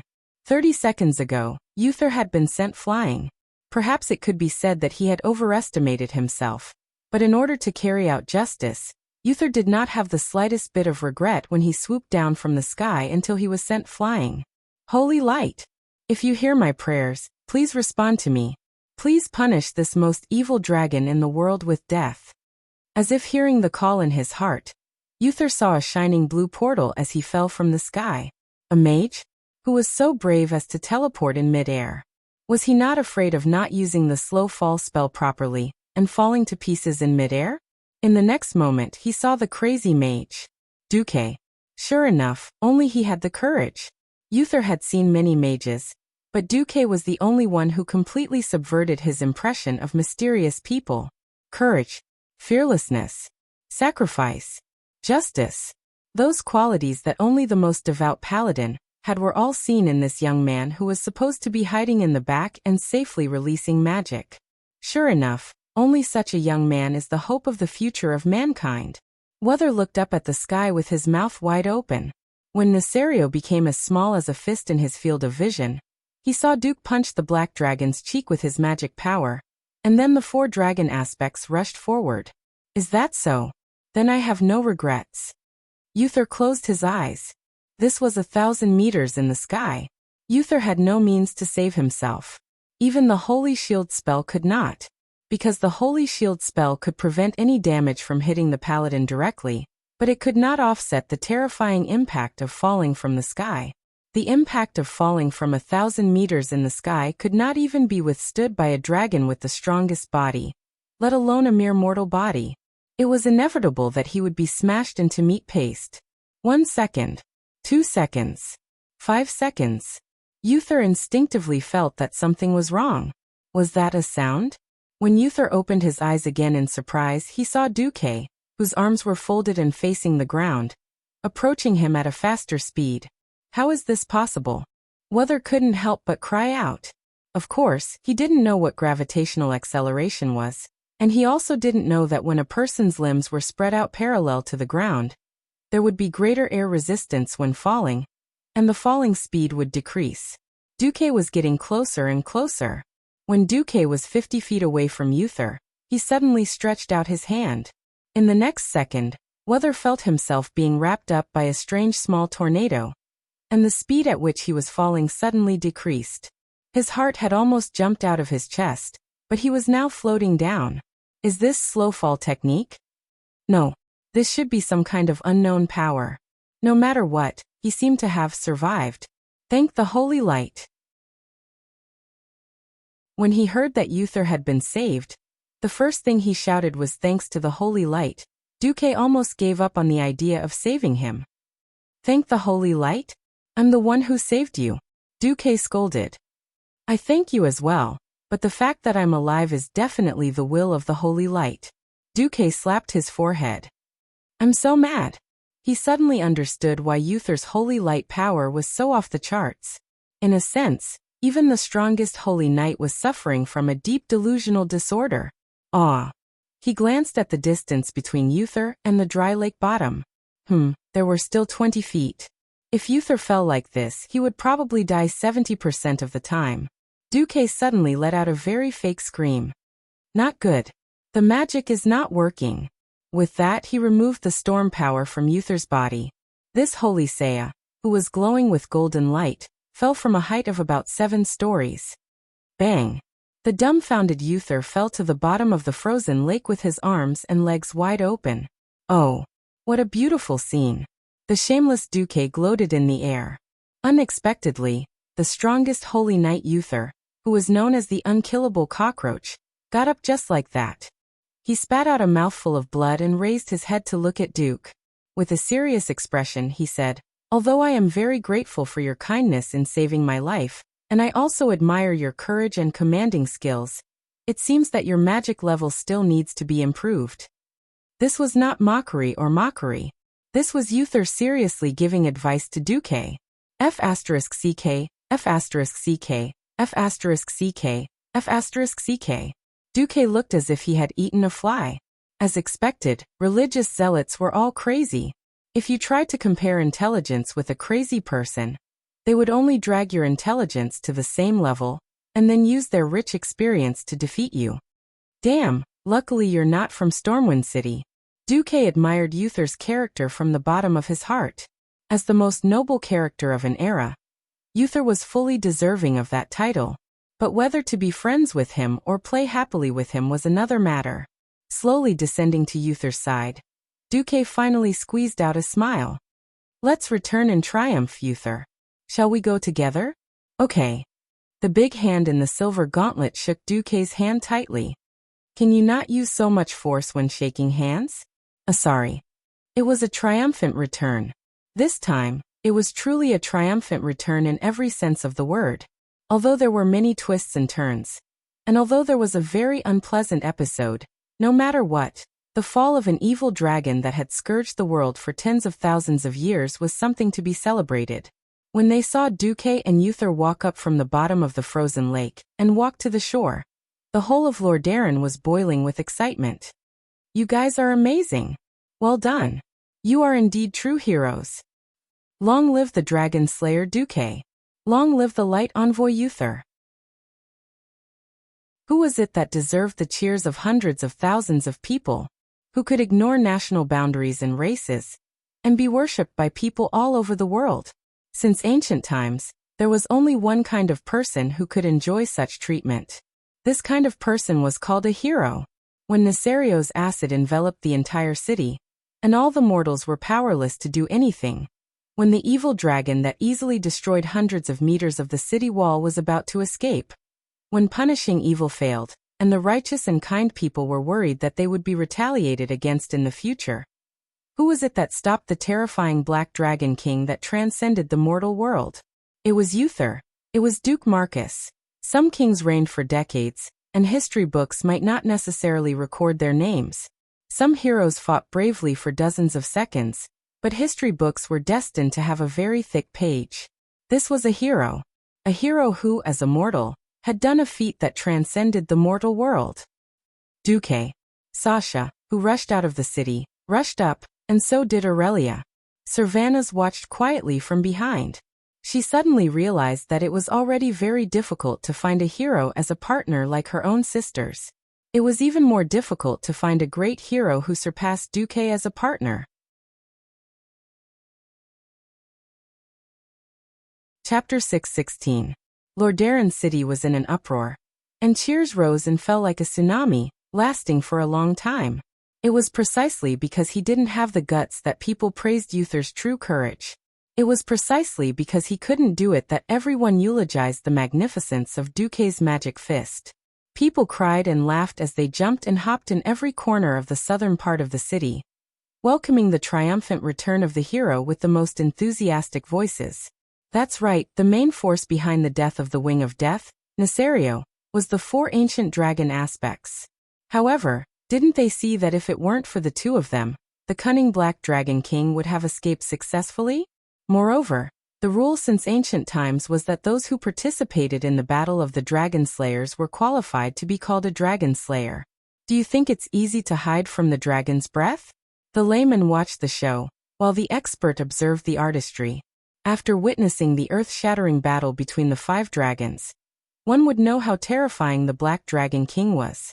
The bodies of the Dragon Kings were already huge enough. Their defensive power was so high that it could be said to be insane. No one had thought that a dragon aspect would be so agile in the air. It was like an elephant using its shadowless kick and tap dancing at a speed of 30 times per second in front of you. It was simply unimaginable. Even if Nesario was disabled, how strong was Duque, who could effectively hit and injure Nesario? Not all the higher-ups of the Alliance had personally fought alongside Duque, but at this moment, every king was moved. Especially Dalen Proudmoore, who had worked with Duque once at the Palatine Bay, but at that time, he was also busy fighting against the sword sage hero of the tribe, Samuro. Under the threat of an opponent of that level, How could he have the spare time to watch Duque's battle? This time he finally saw it, and he was shocked. Dylan secretly made a decision when he saw his beloved daughter Jaina rushing out of the sanctuary and jumping with the cheering crowd. People kept coming to greet Duque and Uther, who were returning in triumph. It was like a continuation of the triumphant return ceremony. No, it should be said that the previous triumphant return that was supposed to be a show of the Rotterdam kingdom was overshadowed by their heroic performance. It was as if their triumphant return was the real triumph. Tyrion Fordring and the others got down from the griffins. The paladins had scattered to different parts of the city to see if there were any emergencies. They welcomed Uther eagerly. Many kings came.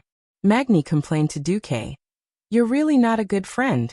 You should have teleported me with you. Then I could have performed a real deity descents in front of Deathwing." "Forget it. Every time I take you for a ride on the Griffin, you always say that you're busy with military affairs. Falling from the sky. It would be strange if you didn't pee." Cudrin mercilessly exposed his distant relative's lies. "This is a dream. It's a dream, right?" Master Craftsman Gerben rubbed his chin. "If it wasn't for you, Duque, Uther would have been dead. I'm considering whether to equip every Griffin Knight with a high-altitude escape device." Duque's facial muscles twitched.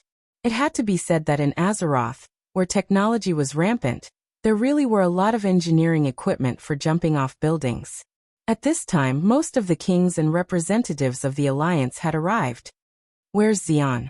Lang secretly asked Salas. King Salas replied angrily, "He's still in the cave." Antonidas whispered to everyone, "Princess Kalia seems to have died. Terenas is grieving." Salas was stunned. Wasn't it Duque who saved the princess? After that, Duque handed the princess over to a group of royal guards. A few minutes later, unfortunately, the princess was hit by a ball of acid. "That's a pity." The kings all sighed softly. No one knew that the beautiful princess in their hearts had already begun her journey around the world. At this time, the crowd around Duque suddenly parted. Even Terenas wouldn't have received such treatment if he had come personally. There was only one person who could make the kings give way. Archbishop of the Holy Light, Alonso's Fail. "Praise the Holy Light." Looking at Uther, who was kneeling on one knee, Alonso showed a satisfied expression. Uther was indeed the disciple he admired the most. The only one who could perfectly combine the holy light with combat was Uther. The new profession that he had created on a whim had now become the mainstay of the Alliance. "This is all the guidance of the holy light." Uther bowed his head deeply. Alonso's walked over and stopped in front of Duque. He smiled and said, "The two of you worked together to defeat the Wing of Death, and the world was inspired. This time, in order to better spread the holy light and courage in the world, may I ask if you can give a portion of this achievement to Uther?" Duque was stunned, and then smiled. "Without Uther's cover, I would not have been able to hit Nethario at all. This is only natural. Thank you for your generosity." Alonso's walked towards his disciple. "The holy light gives people supreme courage. Uther, my disciple, you have used your fearless actions to prove the meaning of your existence and the holy lights. So, in order to commend your courage, in front of the kings and the politicians of the Alliance, I propose to grant you the title of Emissary of Light. You can use it as your surname." Wow. This was really a stone that caused 1,000 ripples. The Archbishop of the Holy Light personally made a proposal in front of the kings. This was a very impressive thing. Several kings were so shocked that they even lost their composure. However, everyone immediately felt relieved.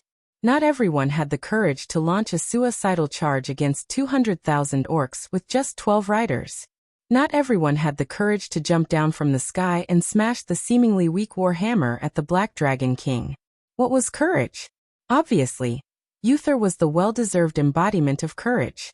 Duque had proven himself countless times, and this time, Duque attacked Nethario after Uther. Although Duque's blow was more important, he was not the first to charge after all. In terms of courage, Duque was obviously a notch inferior. Therefore, there was nothing wrong with Alonso's doing this. Moreover, he still had to advertise for the Church of Holy Light. Duque was the first to shout. Agreed. Agreed. We all agree. The Dark Portal, Year 2, December 25th. On this day, two names became sacred. One was the well-known deputy commander of the Alliance, Duke Marcus. He was recognized and allowed to be crowned with the title of Dragon Slayer. The other was Uther. After this day, he went from being an ordinary paladin from an ordinary family with no surname to Uther the Emissary of Light.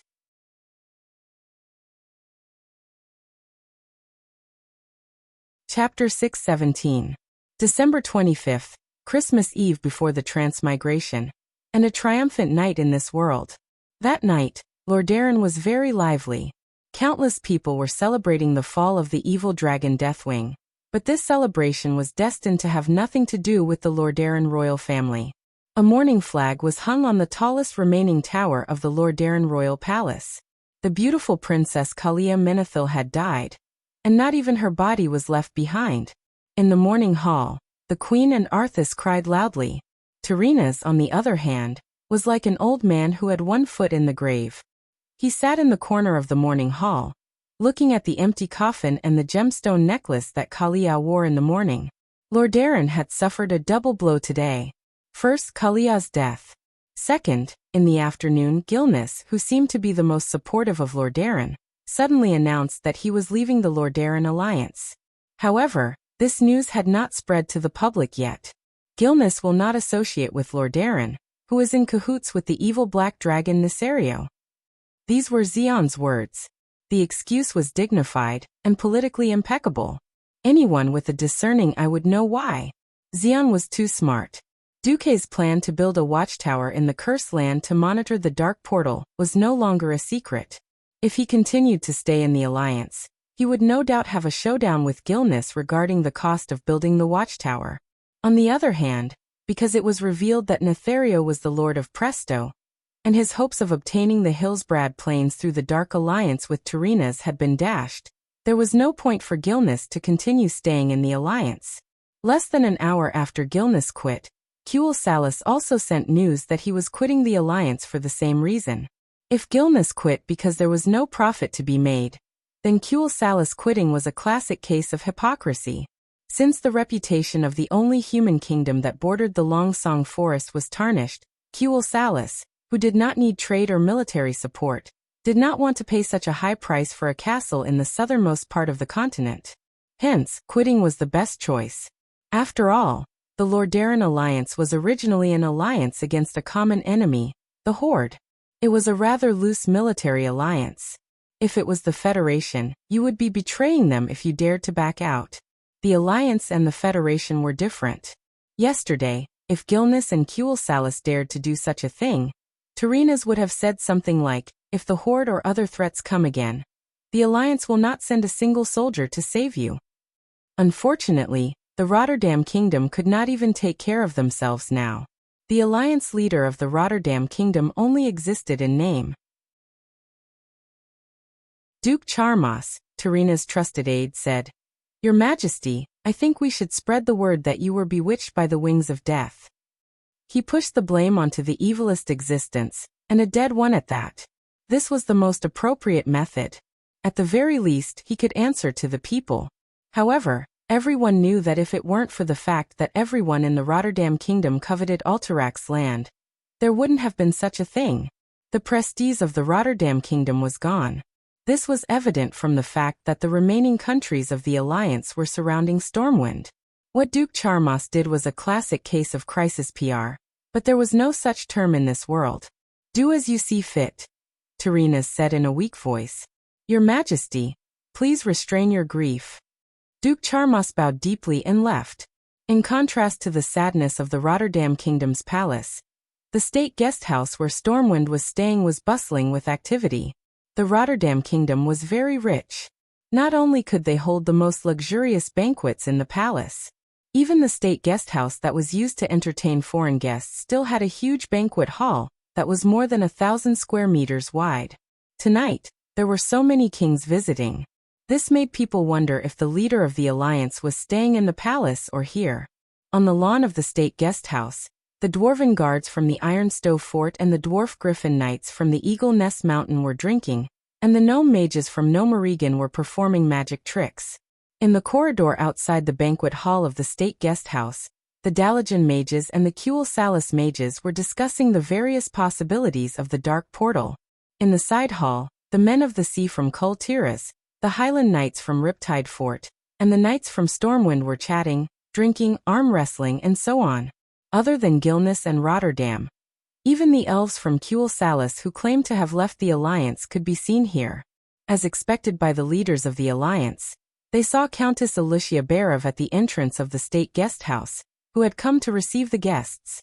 Dressed in a black velvet low-cut dress, Alicia was quite eye-catching.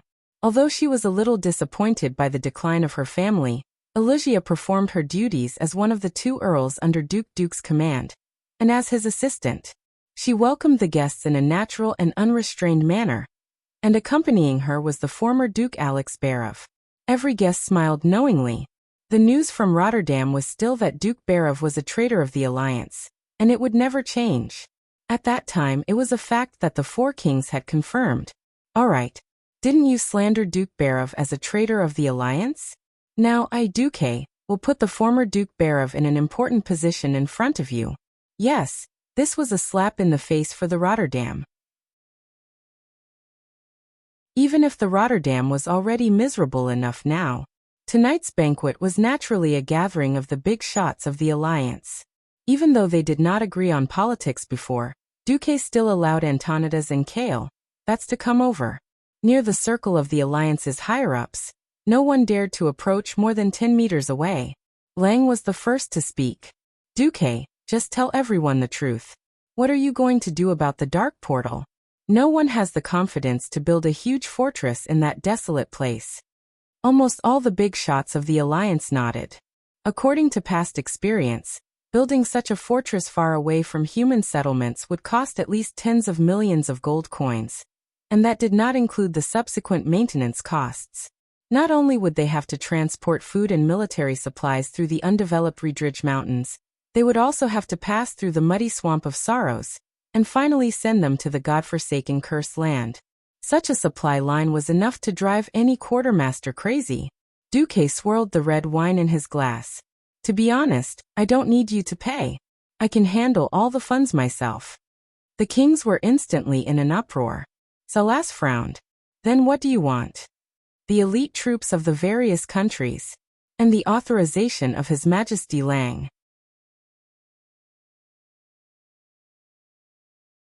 Chapter 6:18. Authorization. Lang was stunned. Yes, Your Majesty. I want you to authorize me to be the Lord of Sorrows. If I succeed in controlling the Swamp of Sorrows, it will become my fief. I want to use it as a foundation to build a complex defense line that spans several regions and has strategic depth. The kings were in an uproar again. In terms of area, if Duque really had so many fiefs, even if he established an independent country, his territory alone would surpass Gilness, which was third in the Alliance. He would become a human country second only to Stormwind. But everyone knew that apart from East Elwyn Forest, which was more fertile, East Twilight Forest and Redridge Mountains Lake of Tranquility were only average. As for Upwind Path and Sorrowful Swamp, they were places no one in their right mind would want to live in. The Twilight Forest was too gloomy and dark all year round. The Redridge Mountain was too barren to grow many crops. Against the Wind Path was barren after the explosion. The Swamp of Sorrow was filled with monsters. Moreover, there were many orcs who couldn't make it back to the dark portal in time, and were trapped in the swamp. Duke wanted to use his own wealth to help the Alliance take on the task of acting as a barrier. Duque had already made a name for himself, and he could do nothing but guard his territory and be a rich man. But now, he was resolutely taking on the most difficult and tiring task. For a moment, the eyes of the big shots of the Alliance were a little wet. Even Antonida's eyes were full of tears, and his mouth moved a few times. Duque, you've worked hard. Duque shrugged. I can't help it. Lang gave me the territory closest to the dark portal. Lang wiped the corners of his eyes. Don't throw dirty water at me. Just say the word, and the western wilderness, which has become 1,000 miles of fertile land, will be yours. Anduin Lothar stepped forward, his burly figure very oppressive. Yes, I'll swap places with you. I'm a warrior who only knows how to fight. It seems that only someone like me is suitable to guard the border. It would be a great waste of your abilities to put you in the blasted land. Moreover, the Alliance's main SEAL commander is me, not you. Logically speaking, you should be the one listening to me. Duque shook his head and looked at Antonidas instead. Anduin, guarding the door of darkness has never been a simple battle. What do you know about magic? How much do you know about teleportation?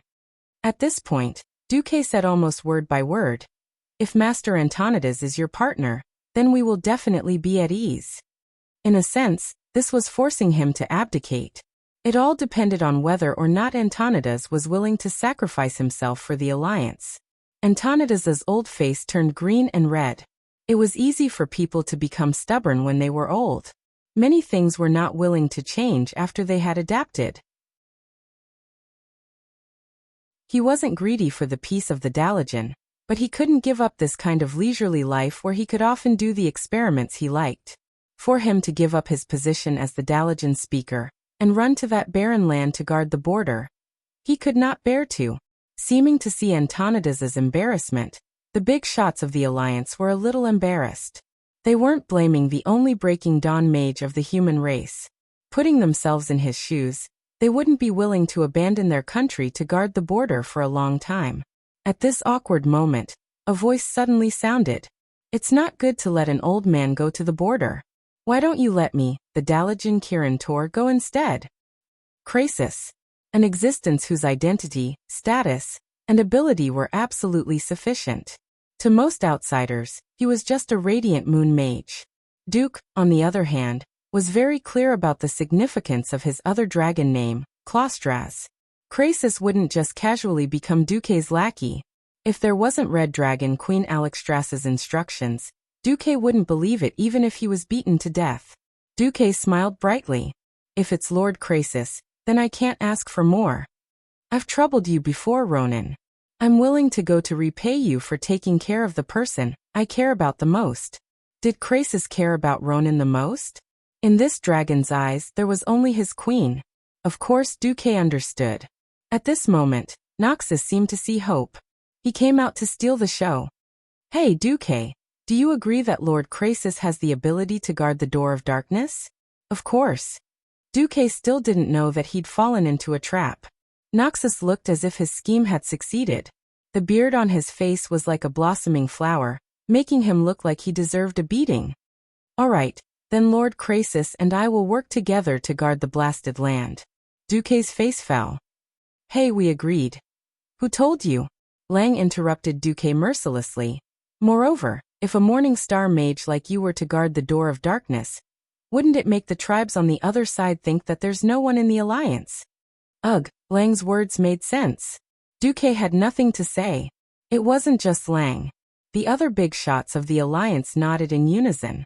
At this moment Aurelia, who was dressed in a blue evening gown, came over. She nimbly held onto Duque's arm. That's right, kid. You should go and practice more. You're not even a radiant moon mage. You're embarrassing me by stepping out. They watched as the high elf Aurelia taught the human kid Duque a lesson, and the two of them were lovers. The scene was as strange as it could get. For a moment, the group of heartless dwarves burst out in laughter, followed by the humans. Laughing was one thing, but everyone was impressed by Duke's foresight. Duque could only give in.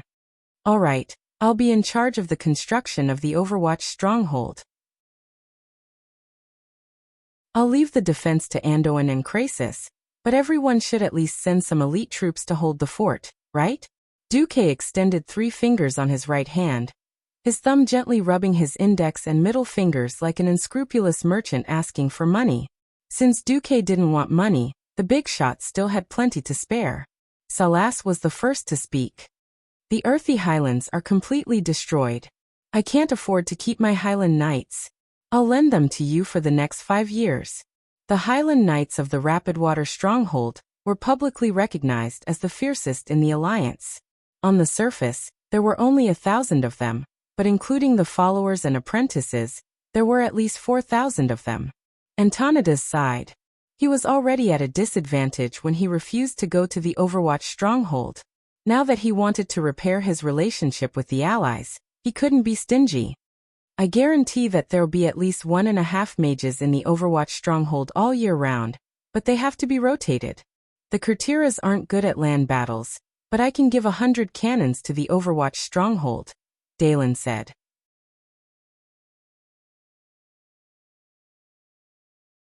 Chapter 6:19. General Haas slowly walked out from the crowd. The Alterac kingdom is gone. But I hope that the flag of the Eagle Knights can still be flown in the right place. That's right, the Alterac kingdom was gone. The capital of the Alterac Mountains, the Broken Ridge, was in ruins. The king was dead, and there was no longer any heir with royal blood. For the sake of their reputation, Rotterdam would never allow the Barov family to continue controlling the land. So the remaining small nobles began to discuss to form a city-state that was one level lower than the kingdom, just like the city-state that split from the earthy highlands 2,800 years ago. Maybe after a few decades, Alterac would be promoted to a kingdom again. But Duque knew that was impossible. Instead of letting the Eagle Knights perish in the dust of history due to a loss of supplies, it was better to send them to Overwatch Castle. At least one day in the future, there might be hope for Alterac's eagle flag to return to Alterac. Duque and Anduin nodded at the same time. On the other side, the dwarves finished their discussion. The lightning tank team is yours, Magni said. Gerben. A 1,200-strong gnome engineering team. 500 griffin knights, Kudrin said. Due to the distance, it was impossible for the other countries to send a large number of infantry. Now everyone's eyes were on the Storm Trio. Lang and Anduin looked at each other. Stormwind will send 50,000 infantry. That includes the Griffin Legion. Duque continued.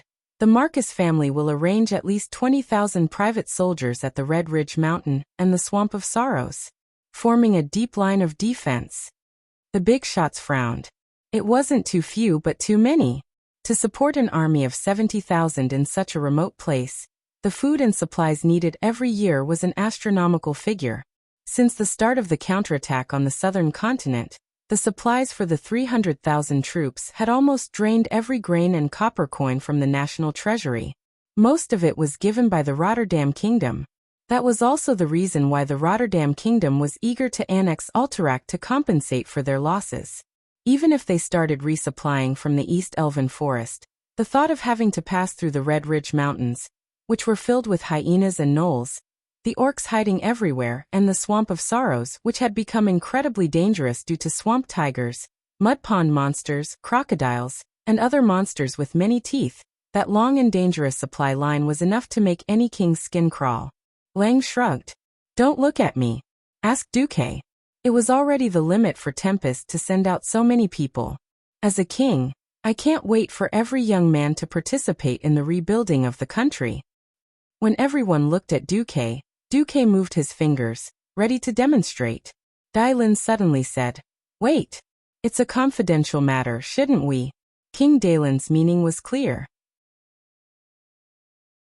Did they need to go to the map room or the meeting room? After all, even if they were separated by more than 10 meters, there were still many people listening to them. Especially for Elven Rangers, this distance was not a problem at all. Duque waved his hand casually. It's not a problem. Moreover, the invited guests are the cornerstones of the alliance. We don't need to hide what we're going to do. Every king and guest who heard Duque's words felt warm in their hearts. What was generosity? That was generosity. It was hard to imagine that Duque was only 17 years old. Heroes came forth in a chaotic world. That was true. A hero who could gather the power of 11 countries and 3 major races to fight against foreign enemies in such a chaotic situation was not just for show.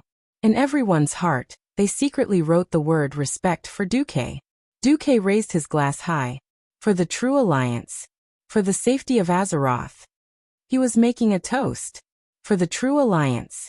For the safety of Azeroth.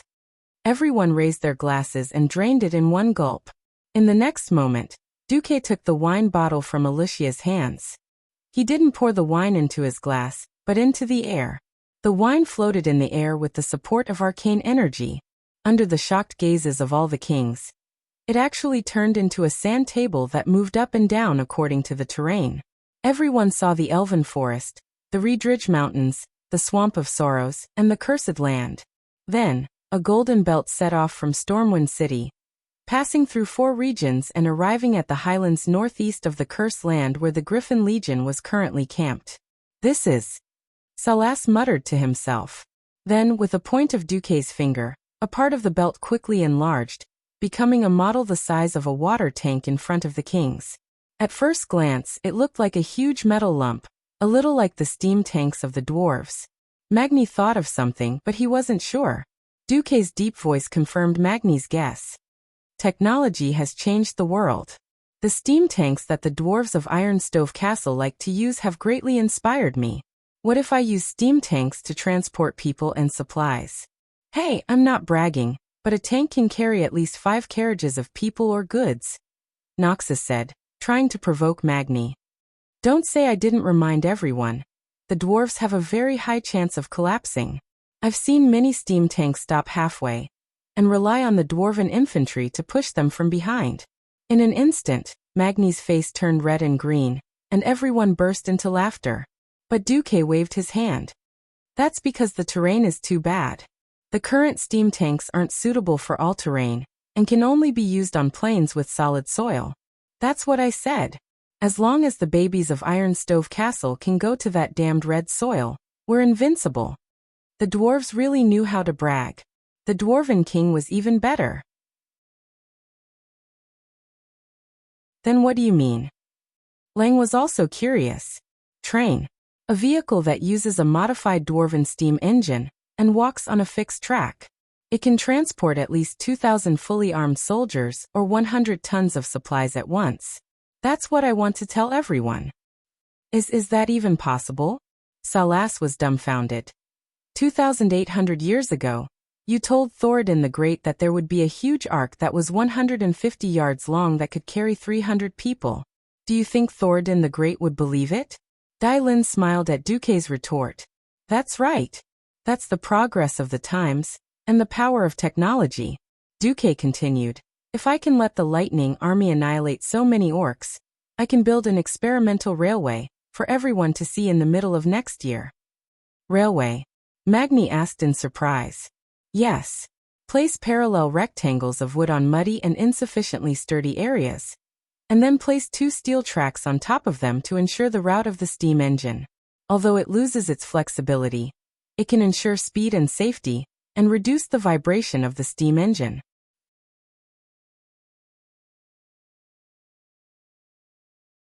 Chapter 620. Just how many technologies were needed to evolve from the early steam engine era to the era where steam locomotives were widely used? How many black technologies were needed? Duque did not count. But as an engineering student, and one who majored in building environment and equipment engineering at that, he had enough knowledge to overcome all of this. Damn it! Why did he have to learn about the environment? He had no environmental knowledge at all, and he wanted to learn thermodynamics and boilers? Learning about boilers and having a terrifyingly expressionless tutor with a terrifying aura. On the first day of class, he threw a poor bastard who was playing with his new iPhone out of the 4th floor. This made Duque, who had skipped classes 3 days before his transmigration, go to school obediently like a grandson. Alright, studying hard will always pay off.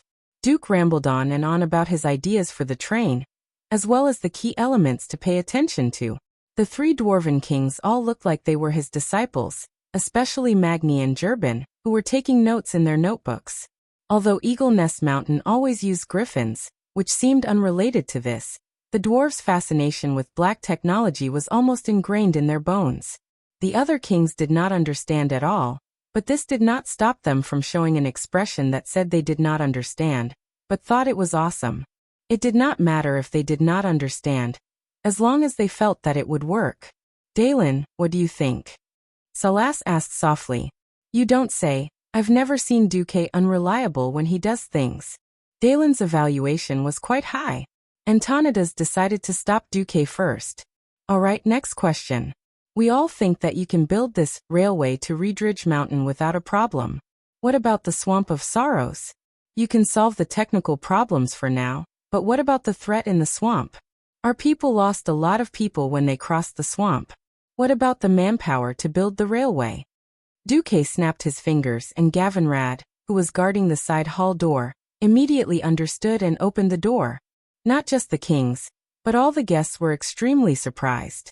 Because there were two Nagas and a strange Murloc standing at the door, wearing leather armor with the emblem of Stormwind. Everyone knew that there were Naga and Murlocs in Stormwind. Everyone had always thought that they were a lowly race that couldn't be shown in public, even though they had always been part of Stormwind's establishment. No one had ever thought that Duque would formally introduce them in such an occasion. Let me introduce to everyone, this is the Murloc Prophet Maugre, the Furious Scale Naga Priest Vara, and the Spiky Spine Naga Priest Syphilis. It had been a long time since Vara had attended an important occasion. After the battle at the Ocean View Cliff to annihilate the main force of the Blackstone clan, she almost thought that she had lost her value and was forgotten by Duque. She didn't expect Duque to introduce her to the higher-ups of the Alliance. This was undoubtedly a promotion of status and recognition. Respected kings, Vara Furin Avis pays his respects to you.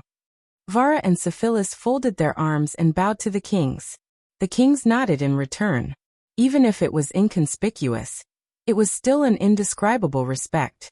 The three leaders of the other races were so touched that they trembled. Duque continued his introduction. I will use a portal to send the Naga troops and a portion of the elite Murlocs into the Swamp of Sorrows.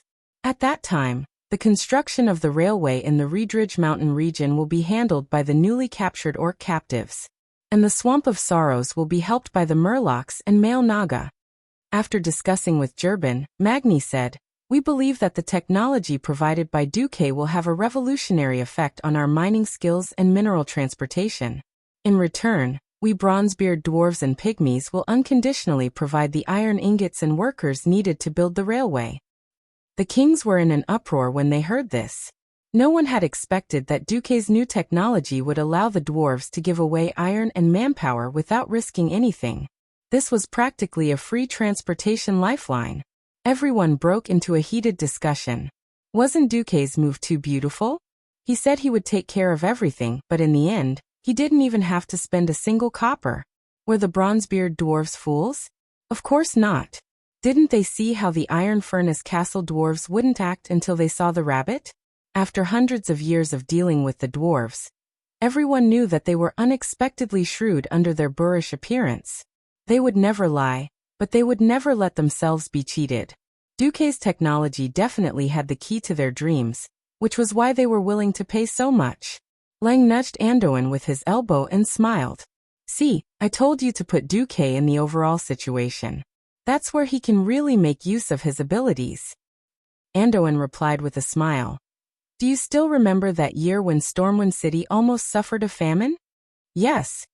If we could transport the food from East Elven to Stormwind City that year, there wouldn't be so much trouble. Yes. The wheat rotted halfway through the journey. The people of this era didn't have much concept of logistics, but that didn't stop the far-sighted kings from seeing the benefits of high-speed logistics. The construction of the railway can also stimulate the upgrading of Iron Furnace Castle's production techniques, Duque said.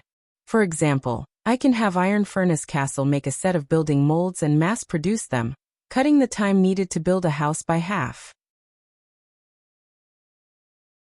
Duque answered the king's questions with a smile, and every answer was very satisfying. He was also very confident in this plan. Didn't they see how the country had been working on the One Belt, One Road, before he transmigrated? Didn't they see how the country's logistics industry flourished after the spread of high-speed rail, driving the economies of various regions?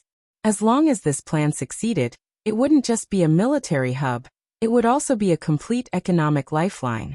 That's right. Every country suffered greatly after the war and needed to be rebuilt.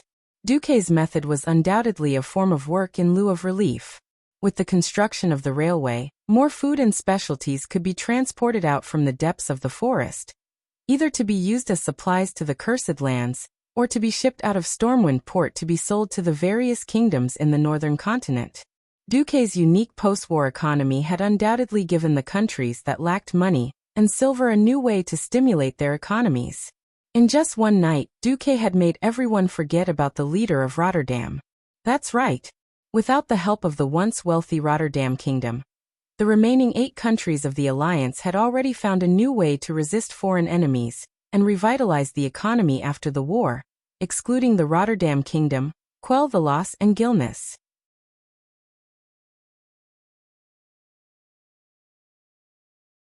Chapter 621. Late at night. No matter how grand and noisy the banquet was, it would eventually come to an end. Although every king wanted to sit down and chat with Duque, everyone knew that Duque was exhausted. That night, those bastard kings had forced Duque to drink a lot. When they walked out of the banquet hall and reached the corridor, blurg blurg, apart from Antonidas and Kale, there were a total of 6 kings and 2 commanders of the alliance. These 8 super big shots in the alliance could make the mainland tremble, just by moving their legs. They lined up in a row from tall to short. Everyone bent down, stretched out their hands to support a tree, and kept spitting at the roots. The 8 big shots of the alliance vomited together. It was a spectacular scene. Every noble who saw this had a tragic expression on their faces. They really wanted to say that they didn't know these guys who ruined the image of the nobles. It wouldn't matter if they were other kings, but this was the dark history of the 8 big shots of the alliance, including their boss. Whoever dared to expose them would die. No one would dare to bury them even if they died. Duque. He also vomited on Aurelia, who had come over to support him, all over her dress. Aurelia was so angry that she almost went crazy. You can hug the tree to sleep tonight. With that, he left angrily. Under normal circumstances, Sasha, who had recently awakened her wife-like personality, would never abandon Duque. Unfortunately, Duque vomited on trees. Sasha said in a low voice with a regretful tone, "The trees will die if you do this." Well, the trees could be watered, but it would be tragic if they got vomit with high levels of alcohol. Duque suddenly understood why bars that mainly sold alcohol didn't have any indoor plants. It turned out that the drunkards had vomited to death one after another, so much so that the owner had given up on treatment. Duque was very sad. Tears welled up in his eyes. Wasn't it supposed to be a 1v2 to celebrate their victory? Both of them had run away. What was there to vie for? With great difficulty, the big shots of the alliance of drunkards finally left with the help of their assistants. This was not the end. Just as Duque returned to his room, exhausted, Gavin Rad suddenly came up to him and said, "Sorry, there's a big shot waiting for you inside." The strange expression on the Holy Knight's face immediately let Duque know who was inside. "Open the door." "Goo goo goo. Ah, it's delicious." Her beautiful face, towering breasts, elastic waist, white thighs, and sleepy, half-drunk eyes were all enough to make a male who didn't know anything go crazy. Duque said decisively, "I'm sorry, I've gone the wrong way." Puh. He turned around and closed the door. What a joke. This fellow was drunk again. A drunk red dragon queen was not to be trifled with. At this time, there were no threatening words coming from the room, but a magnetic female voice floated out. "Is that so? It was a waste of my effort to deliver the prize for killing Nesario. Don't loot the boss. This was a crime. This was sin. Duque, even if you are a black hand, even if you are black to the end, even if you have to loot the corpse." Duque decisively opened the door again, rubbed his hands, and put on a flattering smile. "Oh, it's our most beautiful Queen Alexstrasza. Sorry, you're too beautiful. I thought you were a princess who climbed into my bed. Sorry, there's a lot of gossip when you're popular." Oh. Alexstrasza was lying on her side, her right hand supporting her head as she lay on Duque's bed. She revealed a playful expression. "Is that so? Of course. May I ask, what prize do I get this time?" Duque pricked up his ears. Her Majesty the Queen took a sip of the red wine. She must have done it on purpose. The scarlet wine flowed down her sharp chin. It flowed down her beautiful swan-like neck, past her delicate collarbone, and finally into the deep dragon valley. Gulp. The immoral Duque swallowed his saliva. Alexstrasza deliberately teased Duque. "The prize is me." A cold wind blew past, and Duque sobered up.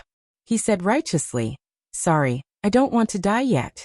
After saying that, he turned around and wanted to leave. But this time he couldn't leave even if he wanted to. The door in front of them was suddenly engulfed in extremely hot flames. If he really wanted to go out, he would be like a moth flying into a flame. As Duque gritted his teeth, he suddenly found a pair of soft but not lacking in strength and beauty had wrapped around his neck from behind. The extremely elastic and oppressive long Jifeng was already pressing against his back. Duque felt as if he had been petrified. His whole body was stiff and he didn't dare to move. Damn, the drunk red dragon queen was not to be trifled with. Alexstrasza blew into Duque's ear like orchids. Oh no, like wine. It made all the hairs on Duque's body stand on end. Sensing Duque's reaction, the queen didn't seem to be as drunk as last time. Umph. How boring. It's rare to kill that traitor Nesario, so I want to celebrate with you. Umph. I'm not in the mood now. Alexstrasza dodged from behind Duque and jumped onto Duque's velvet mattress. She rolled around contentedly and finally made a somewhat indecent pose. Duque didn't dare to pounce on her because the queen was basically awake. If he dared to cross the line, she would probably send him a dragon breath. All right. I'm here today to give you my spoils of war. After saying that, Alexstrasza raised her hand, and a lot of mysterious and gorgeous equipment appeared beside Duque's bed. Duque noticed that there was at least one staff. Duque was so excited that he couldn't believe his eyes. The staff had a mysterious blue color as its core, and the top of the staff was like an overlapping V. The entire staff gave off the feeling that it was made of lava that was fished out from the depths of the earth. At the core of the staff was a mysterious blue-black lava ball that was constantly rotating. In Duque's memory, there was only one staff that matched such a strange shape. Titahak's Step of Time. Duque pounced on it excitedly and picked up the staff. Almost at the instant his palm touched the staff, Duque felt that the magic circuit in his body had more than doubled in speed. The biggest selling point of this staff was the addition of haste. Not only the owner, but even the magicians around him could enjoy it at the same time. If he wanted to set off a magic storm, choosing this staff was definitely the right choice. This. Duque was so excited that he almost lost the ability to speak. Humph. Look at how happy you are. You're so useless. Come to me and Maligos later. We each have a prize for you. Actually, Isra has a prize for you too, but she's busy dealing with the evil corruption in the Emerald Dream. The only despicable one is Nosdormu. He actually said that letting you off for your crimes is the biggest prize.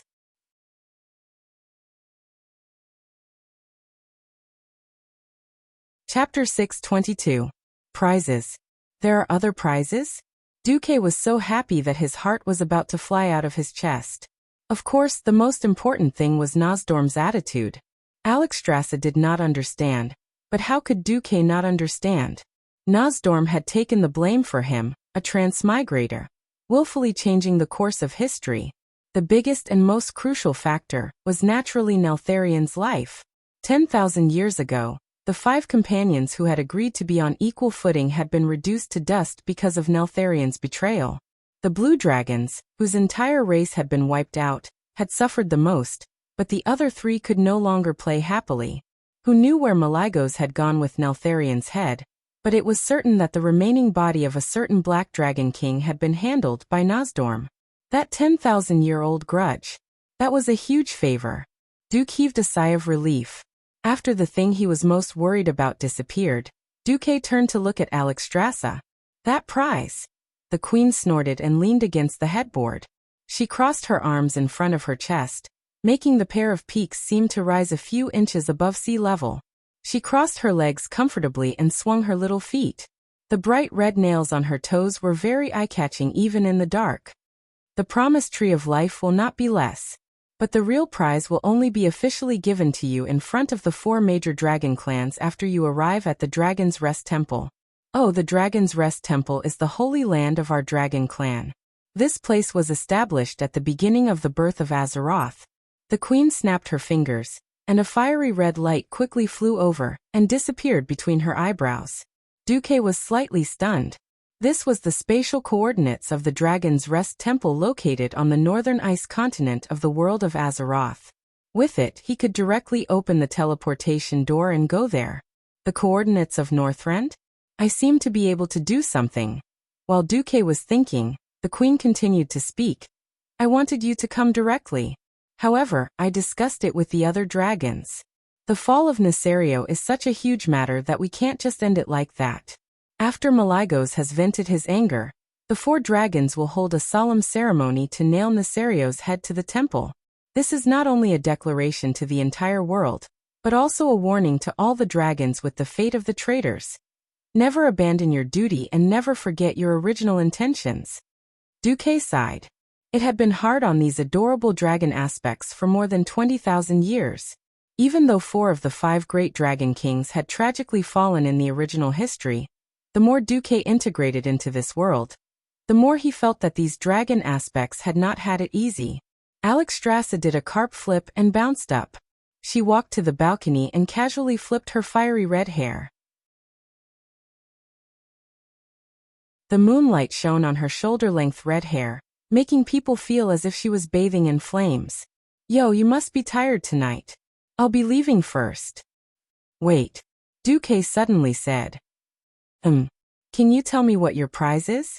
This makes my heart itch. Duque also knew that asking what the prize was in advance would make him less expectant, but he was itching to know. Uffed. Alexstrasza smiled brightly. Do you really want to know? Alright then, beg me. Duque bared his teeth. Damn it. Do you think it's easy for me? Not only did I rescue you, but I also helped you get rid of your nemesis, Nesario. I was so ruthless that I didn't even care if there would be a cataclysm in the future. Are you still King kidding me?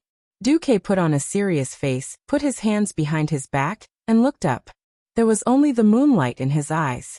Who knew that Alexstrasza, the enthusiastic and familiar person, would come over and hug Duque? Her fiery red lips parted slightly, and she blew hot air on Duque's earlobe with a hint of alcohol. I hate tragedies the most. Seeing 2 beautiful elven girls with a lifespan of thousands of years have to have a passionate but short-lived love with a short-lived human who only has a lifespan of 100 years makes me very unhappy. Duque's heart suddenly jumped. His heartbeat was so intense that he didn't even notice that he had stopped breathing. Suddenly, Alexstrasza let go of Duque and did a gorgeous 360-degree turn in front of Duque. Her left hand was on her waist. She raised her right hand, and her elbow was level with her lower abdomen. Her jade-like hand formed a beautiful arc, and her slender jade-like finger pointed at her collarbone above her right chest. There was an indescribable arrogance and coldness in the queen's expression. Who do you think I am? I am the life-giver, Alexstrasza. Hiss. Duque finally remembered to breathe. He took a deep breath of cold air. He wanted to calm himself down and listen to the next announcement from the queen. The queen proudly raised her right hand. Her beautiful face that was surrounded by fiery red showed an expression that wasn't a smile. Suddenly, a green ball of light shot out from her fingertip and sank into Duque's chest. It's a pity that such an interesting human like you is bound by the limited physiological limits of a human. As a reward for saving me from imprisonment, I, the Red Dragon Queen Alexstrasza, hereby declare to the world of Azeroth that I will grant Duke Marcus eternal youth. As long as you are alive, your body will remain at its strongest state when you are 18 years old.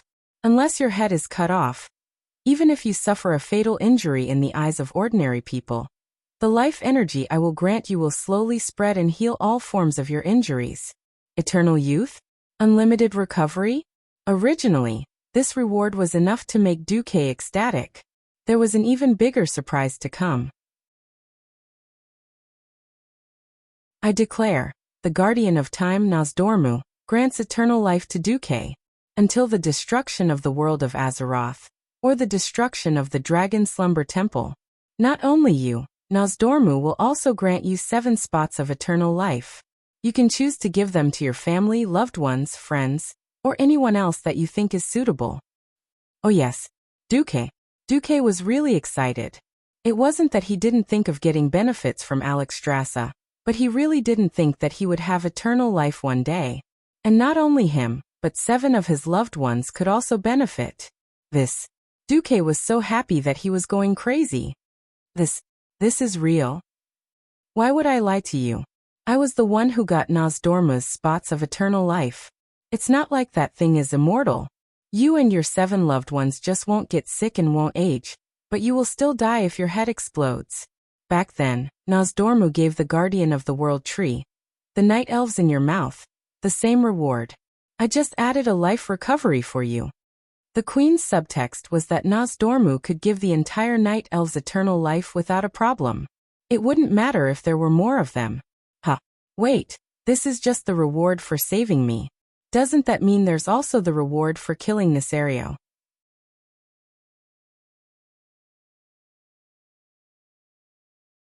Chapter 6:23. The queen's eyes sparkled. Of course, we dragons clearly distinguish between gratitude and grudges. Saving me is one thing, helping the dragons to ambush and kill Nesario is another. The reward is, of course, points. Open. Up. Yes. Alexstrasza emphasized each word with a pause. It was a different kind of charm. Duque was overjoyed. Saving the queen was already the reward of eternal life. How rich would the reward of killing the traitor of the dragons, Deathwing, be? If it were not for his image, Duque would definitely be drooling. Seeing that Duque looked like he was about to pounce on her and kiss her, Alexstrasza pretended to be disgusted. Humph. Just now when I wanted to be intimate with you, you looked like you were unwilling. Now you still want to come over? No way. With a wave of his hand, Duque flew out like he was riding on a cloud and fell to the ground in a daze. This was obviously the result of the queen deliberately holding back. Your Majesty, is it necessary for you to be so petty? Duque said bitterly. I like it. Fight me if you're unhappy. Her Majesty proudly puffed out her chest and sucked in her stomach. Her right hand suddenly released a super-hot fireball, looking like she was going to fight him if he had the guts. Looking at the queen's proud breasts, Duque shamelessly raised his hands, as though he was surrendering. Good. You have big breasts, you win. Humph. Where's the courage to punch Nesario in the face? The queen still looked unforgiving. You're not the enemy. If I really beat you up, my benefits will be gone. Humph. At least you know what's good for you. When Maligos gets tired of playing with Nethario's head, we'll let you know. With that, the queen turned around and flew away in a flash of red lightning. Phew. Is it true that all strong women have a bad temper? I'm so tired.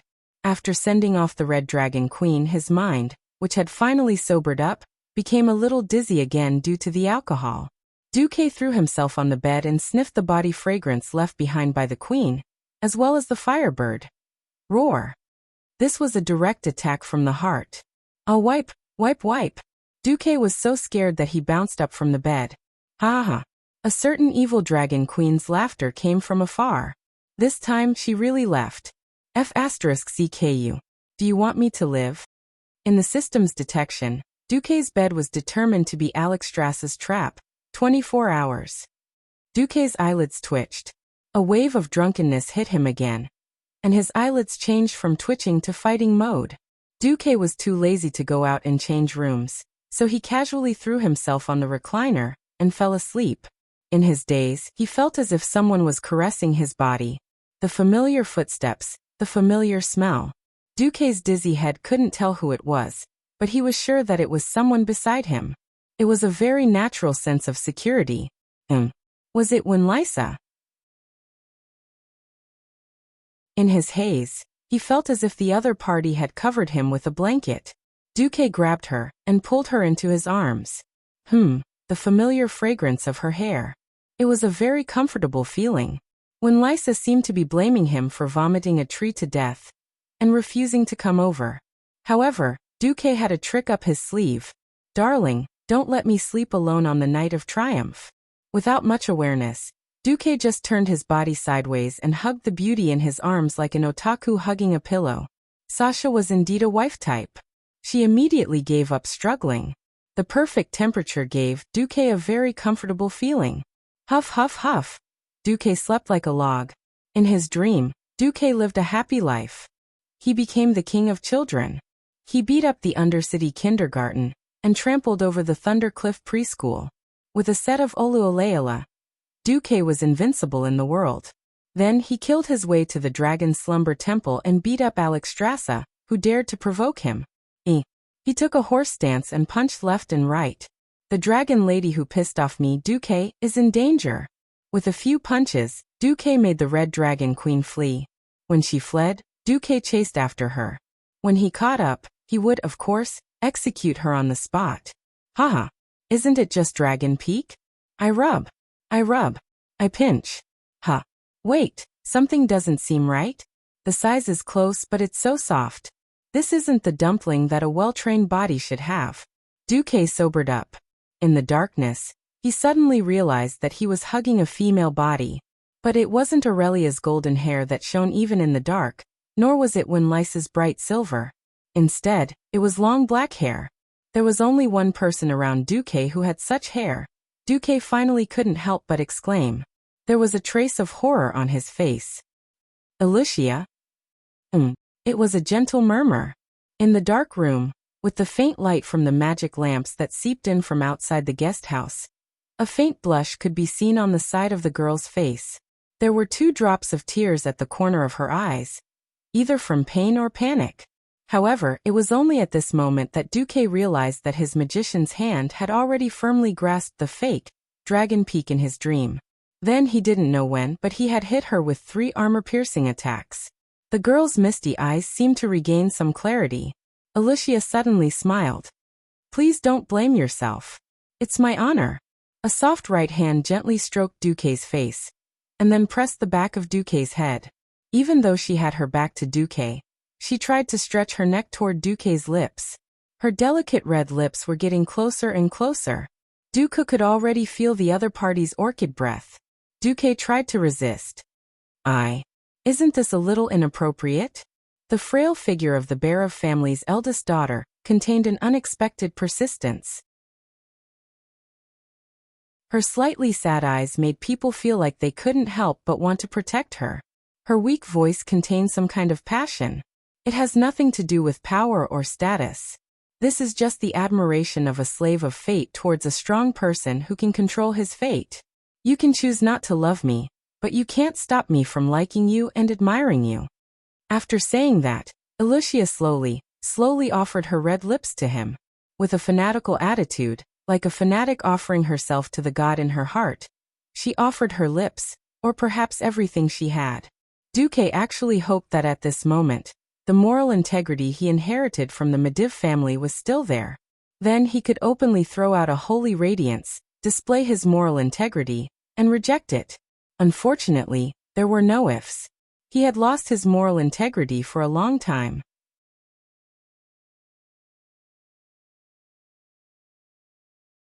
Chapter 624. Or rather, deep down in Duque's heart, he felt that this was the most natural outcome. For lips pressed against each other. It was unimaginable that Alicia, who had always felt weak, would take the initiative to attack. Her snake-like little tongue wantonly attacked in Duque's mouth. After a long time, their lips parted. To Duque's surprise, when Duque was about to counterattack, Alicia suddenly broke free. She seemed to want to generously show off her proud figure, but in the end, she shyly tidied up her clothes. Looking at the dumbfounded Duque, Alicia leaned over and gently kissed Duque's forehead like a chick pecking rice. I'm sorry. Although I really want to give everything to you tonight. Today is the Alliance's victory day, the victory day of my hero, Duke Marcus. Everything should be perfect for you today. I know Sister Aurelia. She is very proud, but in the face of her love for you, she can let go of her pride. Sister Sasha is the same. She may be sad that you vomited a tree to death, but she will definitely come. It's not good to let a little admirer like me disturb the perfection of this sacred day. Duke suddenly felt a burst of warmth that seeped into his heart. He knew what Alicia was thinking. This once noble young lady, who had now fallen from grace, had completely positioned herself in the role of a lover. Perhaps she felt that she owed him too much. Or perhaps she felt that she was not worthy of him. Duque did not know if his parents gave her unnecessary pressure, but he could clearly feel that this gentle and sensitive woman was actually a little woman who longed for love and the nourishment of family. Duque rubbed his head, stood up, and stepped forward to reach out his hand. Alicia took a step back as if she was frightened. She whispered weakly, I can't. Not today. Duque did not care. He reached out again, and Alicia retreated again. This time, Duque directly flashed and hugged Alicia from behind. Duque. Idiot, do you think you won't be discovered if you leave now? Maybe this is a beautiful mistake, but I think we should talk about it, right? Aurelia? Windsor? Trying to have a secret affair under the eyes of two ranger heroes who were the best at tracking was just courting death. To be honest, Duque did not know how to face Alicia, who had suddenly barged into his emotional world. As a transmigrator with no moral integrity, he did have a magnificent dream of a harem, but in reality, he did not know how to deal with this kind of thing. In terms of war, he was the strongest king. When it came to relationships, he was all-mouthy king. That's right, he was indeed someone who loved to fantasize. He couldn't wait to dominate all the beauties in the world and become the only male lead in a 10-terabyte romantic action movie.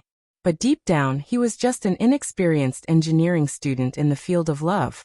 He could predict that the Windrunner sisters must be nearby and would eavesdrop. The funny thing was, after calling his lovers over with great generosity, looking at the two well-dressed lovers with bitter expressions on their faces, Duque became at a loss. At first, Duque stuttered a little, but when he felt the beautiful girl in his arms tremble, and realized that Alicia was going to apologize to the Windrunner sisters to make him feel better, Duque suddenly hugged Alicia even more tightly. Alicia is so pitiful like this. Anyway, I'm a bastard for making you sad. I'm also a big bastard for making Alicia sad. Then I'll simply announce that I want to have a harem, and take her in as well. What about it? Duque said resolutely. Silence. Dead silence. Dead silence. The air was simply frozen. Alicia could not believe her ears. She had thought of countless possibilities, such as becoming Duque's secret lover, or being firmly rejected and so on. She just did not think that Duque would directly lay his cards on the table with Aurelia. She opened her mouth wide. This was the most taboo thing in ladylike etiquette, but she really could not control herself. At this moment, 2 lines of tears trickled down her cheeks. No thank you, Sir Marcus, there's really no need for that. I don't want to ruin your relationship with the 2 Windrunner ladies. Alicia could not go on. Aurelia put her left hand on her waist and stopped Sasha, who was about to speak, with her right hand. I understand what Alicia means. Duque, what is your real thought? I'm sorry before this. I really did not feel Alicia's feelings for me. But I am such a person. If it was someone I'm not familiar with, I could make a very rational decision even if he died 1,000 times, and give it a very grand reason. But, as for the people around me, no matter what, I hope that they can live well and live happily. If I want a few people to obtain extreme happiness, but have to sacrifice the happiness of others around me, I would rather everyone live ordinary lives. When Duque spoke his thoughts in rapid succession, Aurelia suddenly revealed a bright smile. All right, Duque, don't think of me as a selfish and possessive woman. From the moment I decided to be with you, I made a decision. Human life is too short. In order not to let you have any regrets during the time we spend together, I will hope that you can be happy every day. Sasha was finally able to speak. Yes. We sisters have long decided. Even if you want to marry a noble lady according to human aristocratic etiquette, we can accept it. Anyway, as long as you treat us sincerely, we will stay. If you really don't love us anymore, we will naturally leave. Aurelia walked in front of Duque and Alicia, took a deep breath, and said in the most solemn tone, as long as it's a good girl that you like, we don't mind sharing with her. But I'll say it again, if you break our hearts, we'll leave on our own. We swore in the name of the Sunwell, Sasha added. No matter what. Be it Alicia, Kalia, or anyone else in the future, Aurelia emphasized. Duque felt bitter. He suddenly understood why. It turned out that the sisters thought of him as a terminal patient. A short life was a terminal illness for humans. A lifespan of less than 100 years was too short for high elves who could easily live up to tens of thousands of years. Hence, the sisters were willing to make the biggest concession. But Duque became hesitant. Really, no matter what? Yes, no matter what. The 2 sisters stepped forward and said in unison. I wanted to say that because I helped the dragons kill Nesario, Nozdorma gave me a few spots of eternal life. Aurelia. Sasha. A few seconds later. Duque, you big bastard. Buhuhu.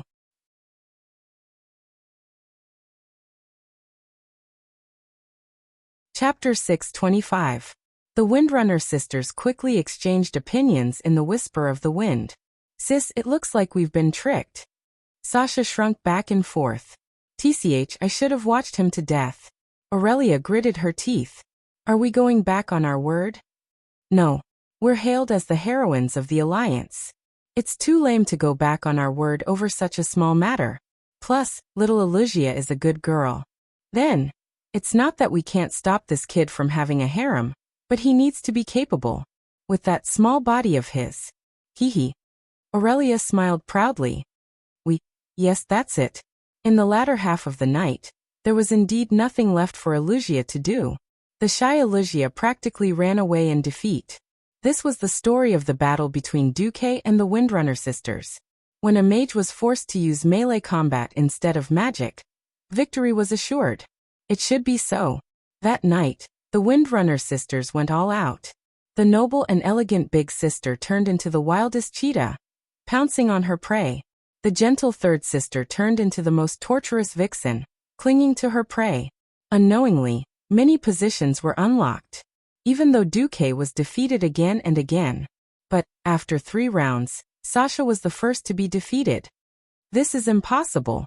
Aurelia was unconvinced. Once again she KO'd Duque. But the 7th round passed. Aurelia could not hold on any longer. With a long scream and slight twitching of her body, she was defeated. Aurelia refused to admit defeat, and pulled her sister to attack Duque. Another 5 rounds passed. Whether the proud Aurelia was willing to admit it or not, she and her sister had indeed lost. Defeated by the evil Duque's godly sword. 2 pairs of misty, but clear eyes revealed love. There was no hatred, only a little unwillingness. This was illogical. How did Duque's battle power break through the sky in just a few days? The sky was already beginning to brighten. In the cool morning breeze, Duque put on his nightgown and walked to the balcony. He gazed into the distance and stared at the Azeroth sky.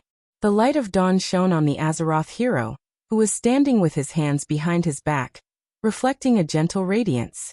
For a moment, he had the illusion that Duque was like a god bathed in the morning light. Recalling how Duque had led the Alliance to save their hometown, defeated the seemingly invincible tribe, and planned to kill the legendary dragon of evil, Nesario, the Windrunner sisters huddled together and looked at Duque's stalwart back. They suddenly felt a sense of intoxication. Ah. So it was this kind of man who conquered us sisters. Aurelia suddenly sighed. Yes. Sigh, let him do as he pleases in the future. Yes. Just like when they were young, Sasha intimately rubbed her sister's face with her face. Hey big sister, it would be great if second sister was willing to join us. After a moment of silence, Aurelia shook her head. She's a rebellious little girl. She won't. Can't I just fantasize about it? Okay. On the other side, Duque was bathed in the morning light. Beneath his seemingly righteous face, he was actually thinking about some very terrible things. Speaking of which, if Nosdorm knew that his eternal power was used by me as a breakthrough point to start a harem. If Alexstrasza knew that the life force she just gave me was used as fuel to replenish the combat power of Duque's divine sword. Would I be beaten to death 999 times? Duque raised his chin and looked at the sky at a 45-degree angle. 2 invisible crocodile tears flowed out of his eyes. Whatever, what's mine is mine. No one can take it away. October 26th. King Tyrrhenas could not care less about the grief of his beloved daughter's death. He hurriedly called for another throne meeting. The throne room was gone. The meeting was held in the still intact military conference room of the Lordaeron Palace. Lordaeron was going through a huge change, but as the leader of the Lordaeron Alliance, Tyrrhenas knew that if he did not handle the crisis well, the name of Lordaeron would go down in history. Everyone, Nesario pretended to be the Lord of Presto, and I am a true victim. I was bewitched by Neltharion's evil magic. Kalia was also killed by him. Sob. Tyrrhenas also had the potential to win an Oscar. He made good use of the grief of his beloved daughter's death to cry his heart out. He had accidentally been tricked by him. King Menethil, my condolences. Salas and the other kings comforted Tyrrhenas with a heavy heart. The kings almost lined up to comfort Tyrrhenas. Of course, they scolded Tyrrhenas for being shameless in their hearts. There was news this morning. It turned out that after the Barov family was declared a traitor yesterday morning, the nobles of Lordaeron could not wait to occupy Briar, which was in the Tirisful woodland, and Caer Darren, which was next to Lordaeron. You said you were blinded by magic? Did the thousands of nobles of Lordaeron get brainwashed? Or are you trying to fool? The kings scolded in their hearts. Of course, Tyrrhenas was also scolding the kings in his heart. Why are you all grieving? Look at your dark circles. You were obviously celebrating last night. Yes. Apart from Antonidas, who refused to drink, only Duque looked normal. He did not even have dark circles under his eyes. He looked like an obedient child who slept early and woke up early. At this moment, the best actor Duke still had a sorrowful expression on his face. Tyrrhenas thought to himself, as expected, Duque still has some feelings for Kalia. He saw Tyrrhenas look at Duque. All the kings gritted their teeth. Duque, you bastard. You're the one who's having fun. Why are you acting like a true gentleman? Linley did not hide Kalia's matter from Ryan and Andoin, and the two of them were dumbfounded. All right, Duque, you win. The next meeting of the throne made Tyrrhenas' heart sink into a pit of ice.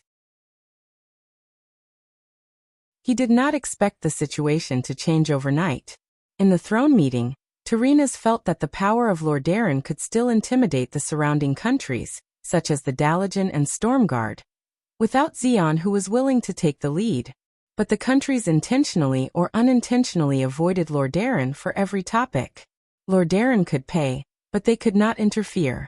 Didn't Lordaeron want orc slaves? You can take them all. Anyway, Lordaeron can take all 25,000 orcs. We don't need to set up a detention center in the country.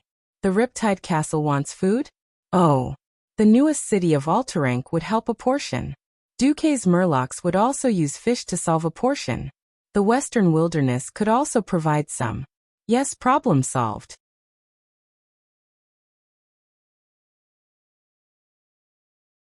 Chapter 626. When Rotterdam expressed its opinion on whether there was a need to build a watchtower, all the countries here eagerly agreed, and sent their most elite troops.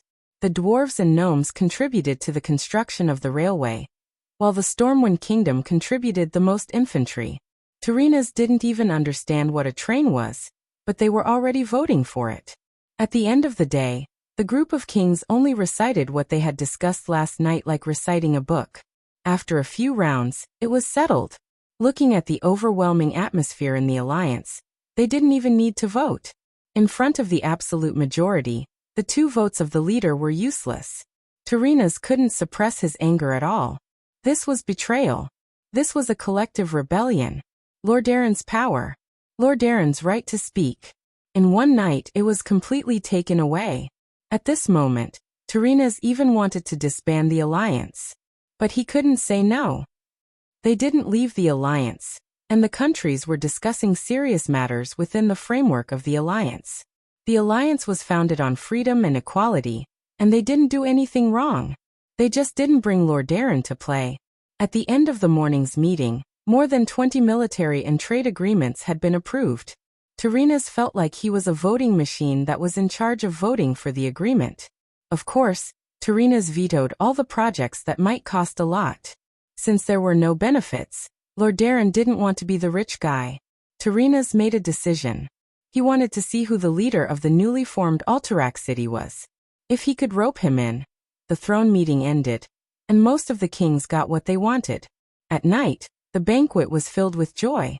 Late at night, when the banquet ended, the 8 leaders of the alliance lined up in a row, and the tragedy of using vomit to harm the saplings was repeated again. But late at night, in the guest house of Stormwind City, the 3 leaders of Stormwind City gathered again after washing up. Are we just going to take away Tyrrhenas' power without leaving the alliance? Lang expressed his doubts. Duque asked, today a bunch of kingdoms are unhappy with the leader's decision, and immediately leave the alliance and form a new alliance. How many kingdoms would be dissatisfied with a certain policy the next day? Would they be able to establish a third alliance? I'm only doing this to force Turinas to give up the idea of treating the leader as a ruler, and force Rotterdam to join the alliance like a true ally. Anduin shrugged. Force? I don't think Turinas will succumb that easily. The land of Rotterdam is vast. At most, they can just seal themselves up like Kuel Salas's long ears. Of course, the two countries are different. After all, there is no Warsong clan or Grom Hellscream in the Elven realm. If it were him, even Anduin would have to kneel if he wasn't careful. The current Mograine is no match for him. Anduin shrugged and had to agree. Mograine might not lose to Grom in terms of martial arts, but the difference in weapons and strength was too great. If he hadn't arrived in time, Lord Darren could have held a state funeral for Mograine. In winter, the Warsong beastmen who lack food will naturally run out from the depths of Tirisful Forest to cause trouble. Grom isn't stupid. He won't mess with the rangers of Kuel Salas. Ryan and Anduin laughed shamelessly at the thought that the only troop in the entire human world that could fight against the Warsong beastmen was in Duke's hands. When spring comes next year, when our newly popularized farming tools come in handy, the Rotterdam Kingdom will naturally return to the negotiating table. Lang was slightly stunned, but he quickly nodded. He really didn't know what Duque's brain was made of. Not only was he good at commanding troops, he was also a genius in magic, and he even had a knack for machinery. The new farming tool that he had brought out tonight had shocked the ministers in charge of agriculture. It was a brand new double-sided plow. Even if it was only single-sided, it was more than 5 times more reliable and flexible than the traditional single-sided plow. What was even more amazing was that the double-sided plow could be used to plow in both directions, and it could freely rotate at a 45-degree angle. The material of the plow was made of steel, and it was more durable than the traditional pig iron plow. The screw at the top of the plow nozzle was longer, and the length of the plow maintained a fixed distance, making the entire plow look rounder. If they didn't know that Duque was a mage, they would really think that Duque was an old expert who had been immersed in agriculture for decades. Food had never been valued by the nobles of the various countries, but after the 2 years of war and the depletion of almost all their food reserves, almost every king's eyes lit up at the sight of new technology related to food. Even though Duke had only asked Jurban to make a prototype in half a day, when they saw how this new double-sided plow easily turned the frozen garden upside down, and when they were told that it had to be made by the dwarves, the big shots of the various countries immediately clenched their teeth and placed their bets. The orders that came flying in like snowflakes made Magni and Jurban faint from joy. Duque was very happy too. According to the contract, he, as the inventor, could take 1/3 of the price of each plow as a patent fee. It wasn't just a double-sided plow, but also a water wheel, a water-powered mill, a water-powered iron mill, and a whole bunch of other things. It could be foreseen how much manpower could be saved when all these things were popularized. The big shots of the Alliance had all seen the power of the double-sided plow, but as for the things that only existed on the blueprints, everyone was still skeptical. Out of respect for Duke Ku, he had reserved a batch of them. Lang was the only one who fully supported Duque. Next year, Stormwind would taste the sweetness. Duque knew very well that the shortage of manpower after the war would be made up for in one fell swoop with his black technology. This was also why Stormwind dared to send 80,000 soldiers to guard the Door of Darkness. Duque continued, "The purpose of an alliance is to negotiate and fight for the same goal. Countries that insist on isolationism will definitely be heavily injured, or even devoured by the new crisis. Only by staying within the framework of the alliance will there be true unity." The new crisis you speak of is. Lothar was more concerned about this. "Recently, my men have been interrogating the orc captives, and I've heard some unsettling news. The orc demigod warlock Ghoul, Dan, has an extraordinarily powerful master called Nazul." "I've heard of this name." Anduin recalled the report from MI7. It was necessary to interrogate the important figures of the orc captives. It was even better that Lothar had heard of it. Duque began to make up a story. It was news from an orc that was about to die. That guy died right after he finished speaking, but I think it's quite believable. Gul'dan first studied under the first shaman of the Shadowmoon clan, Nazul.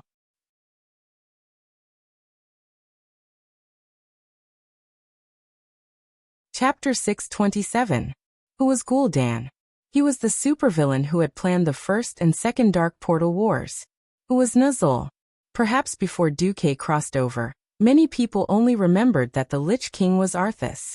Not many people knew that there were 3 Lich Kings. Arthas Menethil was only the second leader. The real first Lich King was Nuzul. Perhaps in terms of shamelessness, cunning, and decisiveness, he could not compare to Gul'dan. But in terms of the degree of destruction, Gul'dan could not compare to Nuzul. In the beginning, the deceiver Kil'jaeden told all the orc shamans through an illusion that there was a threat from the Draenei.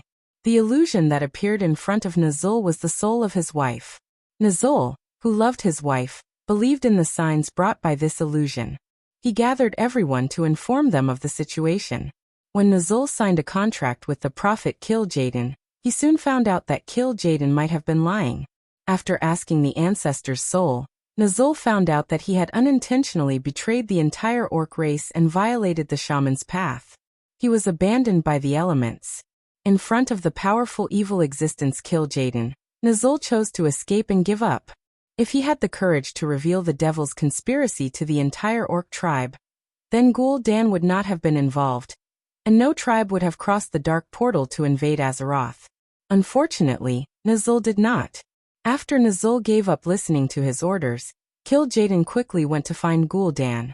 Nuzul did not have the courage to stop his disciple, who had unparalleled talent and a sinister heart. He also did not have the courage to stand up and lead the tribe against the deceiver Kil'jaeden. When he was alive, he was at most a powerful loser. However, Nuzul's horror did not lie in his will or his magic power, but in his talent that he did not realize, his soul power. Not everyone was qualified to become a Lich King. Just like Duque, when he first transmigrated, he was weak, and after death he was only fit to become a ghoul without self-will. The terrifying thing about Nuzul was that his soul had been strengthened by strict shaman training. With the help of the demonic power, he could easily spread his thoughts to tens of thousands, or even hundreds of thousands of square kilometers. He could easily control the undead legion that was far away, constantly spreading death, and turning the new dead into undead monsters that could fight. Like a rolling snowball, he could expand his army infinitely. That's right. Nuzul, who had fallen into the hands of Kil'jaeden, was the most terrifying Nuzul. Therefore, when facing Nuzul, Duque felt very bitter. If Nuzul was killed in advance, Nuzul's soul would immediately fall into the hands of one of the Burning Legion's bosses, Kil'jaeden, and the Lich King would be born in advance. If he ignored him, Nuzul would come to the world of Azeroth to stir up trouble. If they forced him away, he might scare his little heart. If he ran to the twisting nether, he would still fall into Kil'jaeden's hands. The most important thing was that this time, Nuzul would also bring the entire warlock of the Shadowmoon clan. These were not the warlocks who did not contribute when Gul'dan attacked last time, but the real elite warlocks. Magic battles would become commonplace. At this point in time, Nuzul was not too strong. The initial estimate was that he was only at the Breaking Dawn level. But, Breaking Dawn my ass! According to the original history, Nuzul would come to stir up trouble after getting one of the 3 artifacts, Gul'dan's skull. The destructive power of a Breaking Dawn wizard with an artifact in hand was close to that of a demigod. Damn Gul'dan, he died with only his skull left, and he still could not let people feel at ease. When Duque thought of this, he felt stifled. It was not that he did not think of getting this so-called artifact. The problem was that this artifact's predecessor was Gul'dan's head. If he had the ability to defeat Gul'dan and twist his head off to use as an artifact, Duque would have already swept the entire tribe by himself. At that time, when he died, could he pick up the corpse? In theory he could. Remember, Gul'dan opened the tomb of Sargeras, and was engulfed by the endless demons that surged out. If he had gone too early, even a demigod could not withstand the attack. How could he, Duque, withstand it with his small body? If he had gone too late, the sea is so big, go find it yourself. Duque clearly remembered that Gul'dan's skull was picked up by the chief of the bone-chewing clan, Harkin Cranium Crusher. But when did this guy go through the dark portal and roll back to planet Draenor? There was no record at all. In addition, Gul'dan's skull contained Gul'dan's memories, and had attributes similar to the whispers of the ancient gods that had driven Nesario crazy. What artifact? It was clearly a magic artifact. If an ordinary person held it, they would definitely become mentally ill. Thinking of this, Duque could only sigh. A transmigrator was not omnipotent. Since he could not use foresight to prevent this tragedy, he could only do his best. This was the reason why Duque had released so much black technology.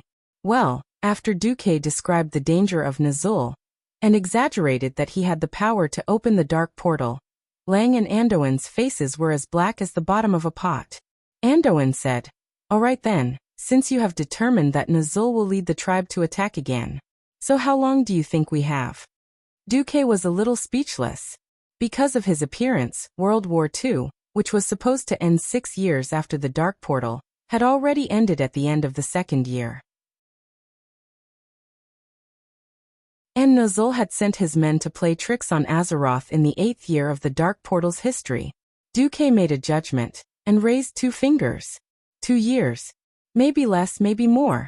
Draenor is indeed being destroyed, but the process is still relatively slow. This is because we have destroyed or crippled almost all the top-ranked tribes in the war. The hunting grounds of Draenor will be much emptier. Lang rubbed his chin. So the orcs will first fight amongst themselves, and then have the time to attack our alliance? Duque said with certainty. Yes. Just like how Tyreenas wanted to annex Alterac. The orc clans that have preserved their strength must first be shuffled before they will respond to Nazul's call. Lang nodded. Well, although another war is not good news, we are fortunate that our alliance has a very far-sighted commander like you. 2 years is enough for us to do a lot of things. We don't know anything about the railway that you mentioned. You will be busy for a long time when we go back this time. Anduin chuckled. Duque nodded. Before that, I may have to take a leave. Huh. Lang was puzzled. I am going to practice magic. Oh, I almost forgot that you are a mage. Duque was speechless.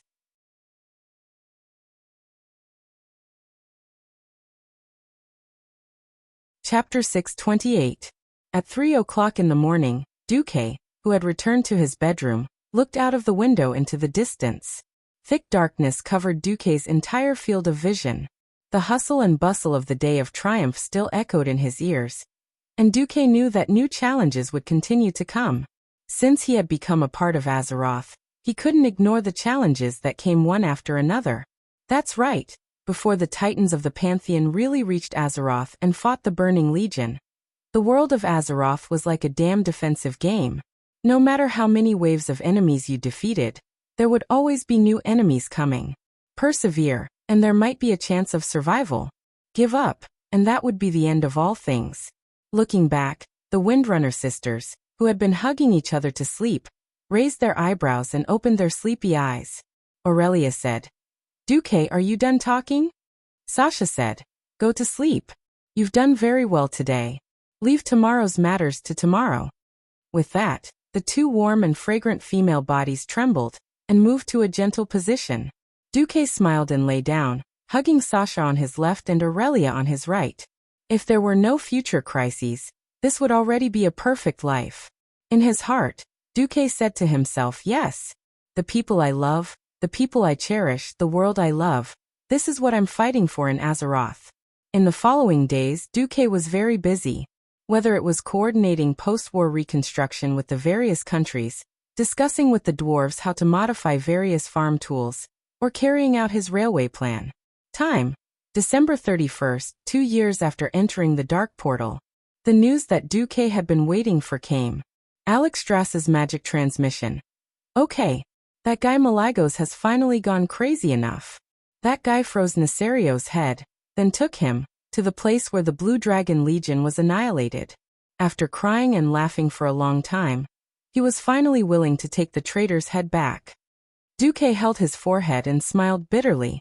His wife and all his children were killed, and he couldn't take revenge for 10,000 years. Anyone would probably go crazy. How much rationality a fellow like Malygos could regain was already the result of the dragons burning incense and praying to Buddha.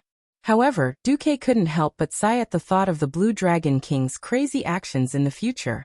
As for Malygos, Duque could only take advantage of him. When will the celebration of the Dragon Sleep Shrine be held? Come to Dragonbone Wasteland at 9 o'clock in the morning on the 1st of January. Huh? Are you in such a hurry? The ceremony has been prepared for a long time. A large number of dragons from the other 3 races are waiting for that bastard Malygos. The queen gritted her teeth. That's right. A group of dragons happily celebrated the killing of the traitor, spitting out dragon's breath and roasting beef in the snowy land. They waited for a long time, but the traitor's head did not appear.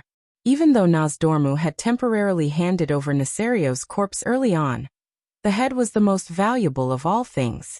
The dragon head had a very sacred meaning. Without the traitor's head, it was a pity no matter what, as if it was missing a lot of things. After waiting for a full week, Malygos was finally willing to bring back the traitor Black Dragon King's head. It would be strange if the other 3 dragons were not sulking. There was nothing they could do. The 4 Dragon Kings were all dragon aspects. After all, they were of the same rank. Unless a certain dragon did something too outrageous, and was considered by the other dragons to have exceeded the scope of redemption, they would bear with it for the sake of being of the same race. All right. I'll be there on time tomorrow. Time stepped into the dark portal. On the 1st of January of the 3rd year, the kings of Lordaeron were still busy with various meetings. Post-war reconstruction, bilateral trade, multilateral trade, redemarcation of territorial borders, determination of sea power. All kinds of troubles were still plaguing every king, and even every lord under them.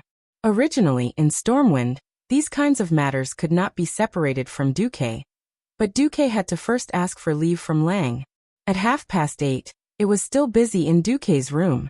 Even though Duque was the only one going to the Wyrmrest Shrine to attend the dragon race's celebration, it was as if the entire upper echelons of Stormwind were going to attend. Lang and Anduin were chatting in the corner of the room. Aurelia, who was dressed in a Green Ranger's outfit, crossed her arms in front of her abdomen and supported her elbows with her palms. She leaned against the wall, watching her sister and Elysia fiddle with Duque's clothes. Duke, who looked like he had nothing to live for and was already a useless cat, posed in the shape of a cross. He was extremely miserable, but he still had to look straight ahead. Let's add a belt? The mage robe is too floaty. Sasha held her chin and frowned. I think so too. It's spirited. Elysia nodded. Duque bared his teeth. Even if I dress well, will the dragons appreciate it? By the way, you guys woke me up at 7, and it's been an hour and a half. Are you still not done? Whether they appreciate it or not is another matter. The key is that you have to show your attitude. I've never heard of any human being entering the Wyrmrest Shrine in the past 10,000 years. Elysia, who had always been weak, unexpectedly voiced out her opinion. Duque couldn't help but complain in his heart. Do I have to tell you that the dragons will not be able to withstand the siege of the Wyrmrest Shrine in the future, and seek help from the other races to make the place as lively as a market? At this time, Aurelia added another stab. No, I've seen Her Majesty Alexstrasza in human attire. It's very fitting. Damn it, as long as a woman had a good figure and was good-looking, any man would find her to be pleasing to the eye if she wore a 3-point armor or something. Complaining was one thing, but Duque could only obediently be his human clothes rack. After much effort, it was finally over. Duque set off with a wave of blessings. Almost as soon as he crossed the portal to the Dragonbone Wilderness, Duque froze like a dog. The coldness of the Dragonbone Wilderness in the extreme north of the continent was completely different from the coldness of the insignificant northern Lordaeron continent.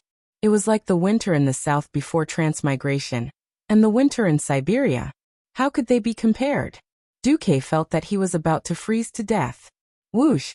A warm current rose from the magic circuit of phoenix flames, and almost at the same time, a warm fire elemental shield covered his body. It was not too hot, but it was very good to resist the biting cold of no scent. Duque finally came to his senses. It was Krasis. Welcome, my old friend. The tall Krasis came over and gave Duque a courteous hug. It turned out that the man and the dragon were just acquaintances, but after Duque rescued the Red Dragon Queen and plotted to kill Nasario, They became friends. Your Majesties will arrive in half an hour. Now let me introduce you to the representatives of the various races. You're tuning in to the Li Mei's Wuxia Whispers YouTube channel. We're so grateful for your support, and don't forget to subscribe to join us on this incredible journey through captivating stories. Your generosity through donations truly makes a world of difference, as it's the primary source of revenue that allows me to expand and enhance this channel for you. Thank you from the bottom of my heart for being a part of this adventure.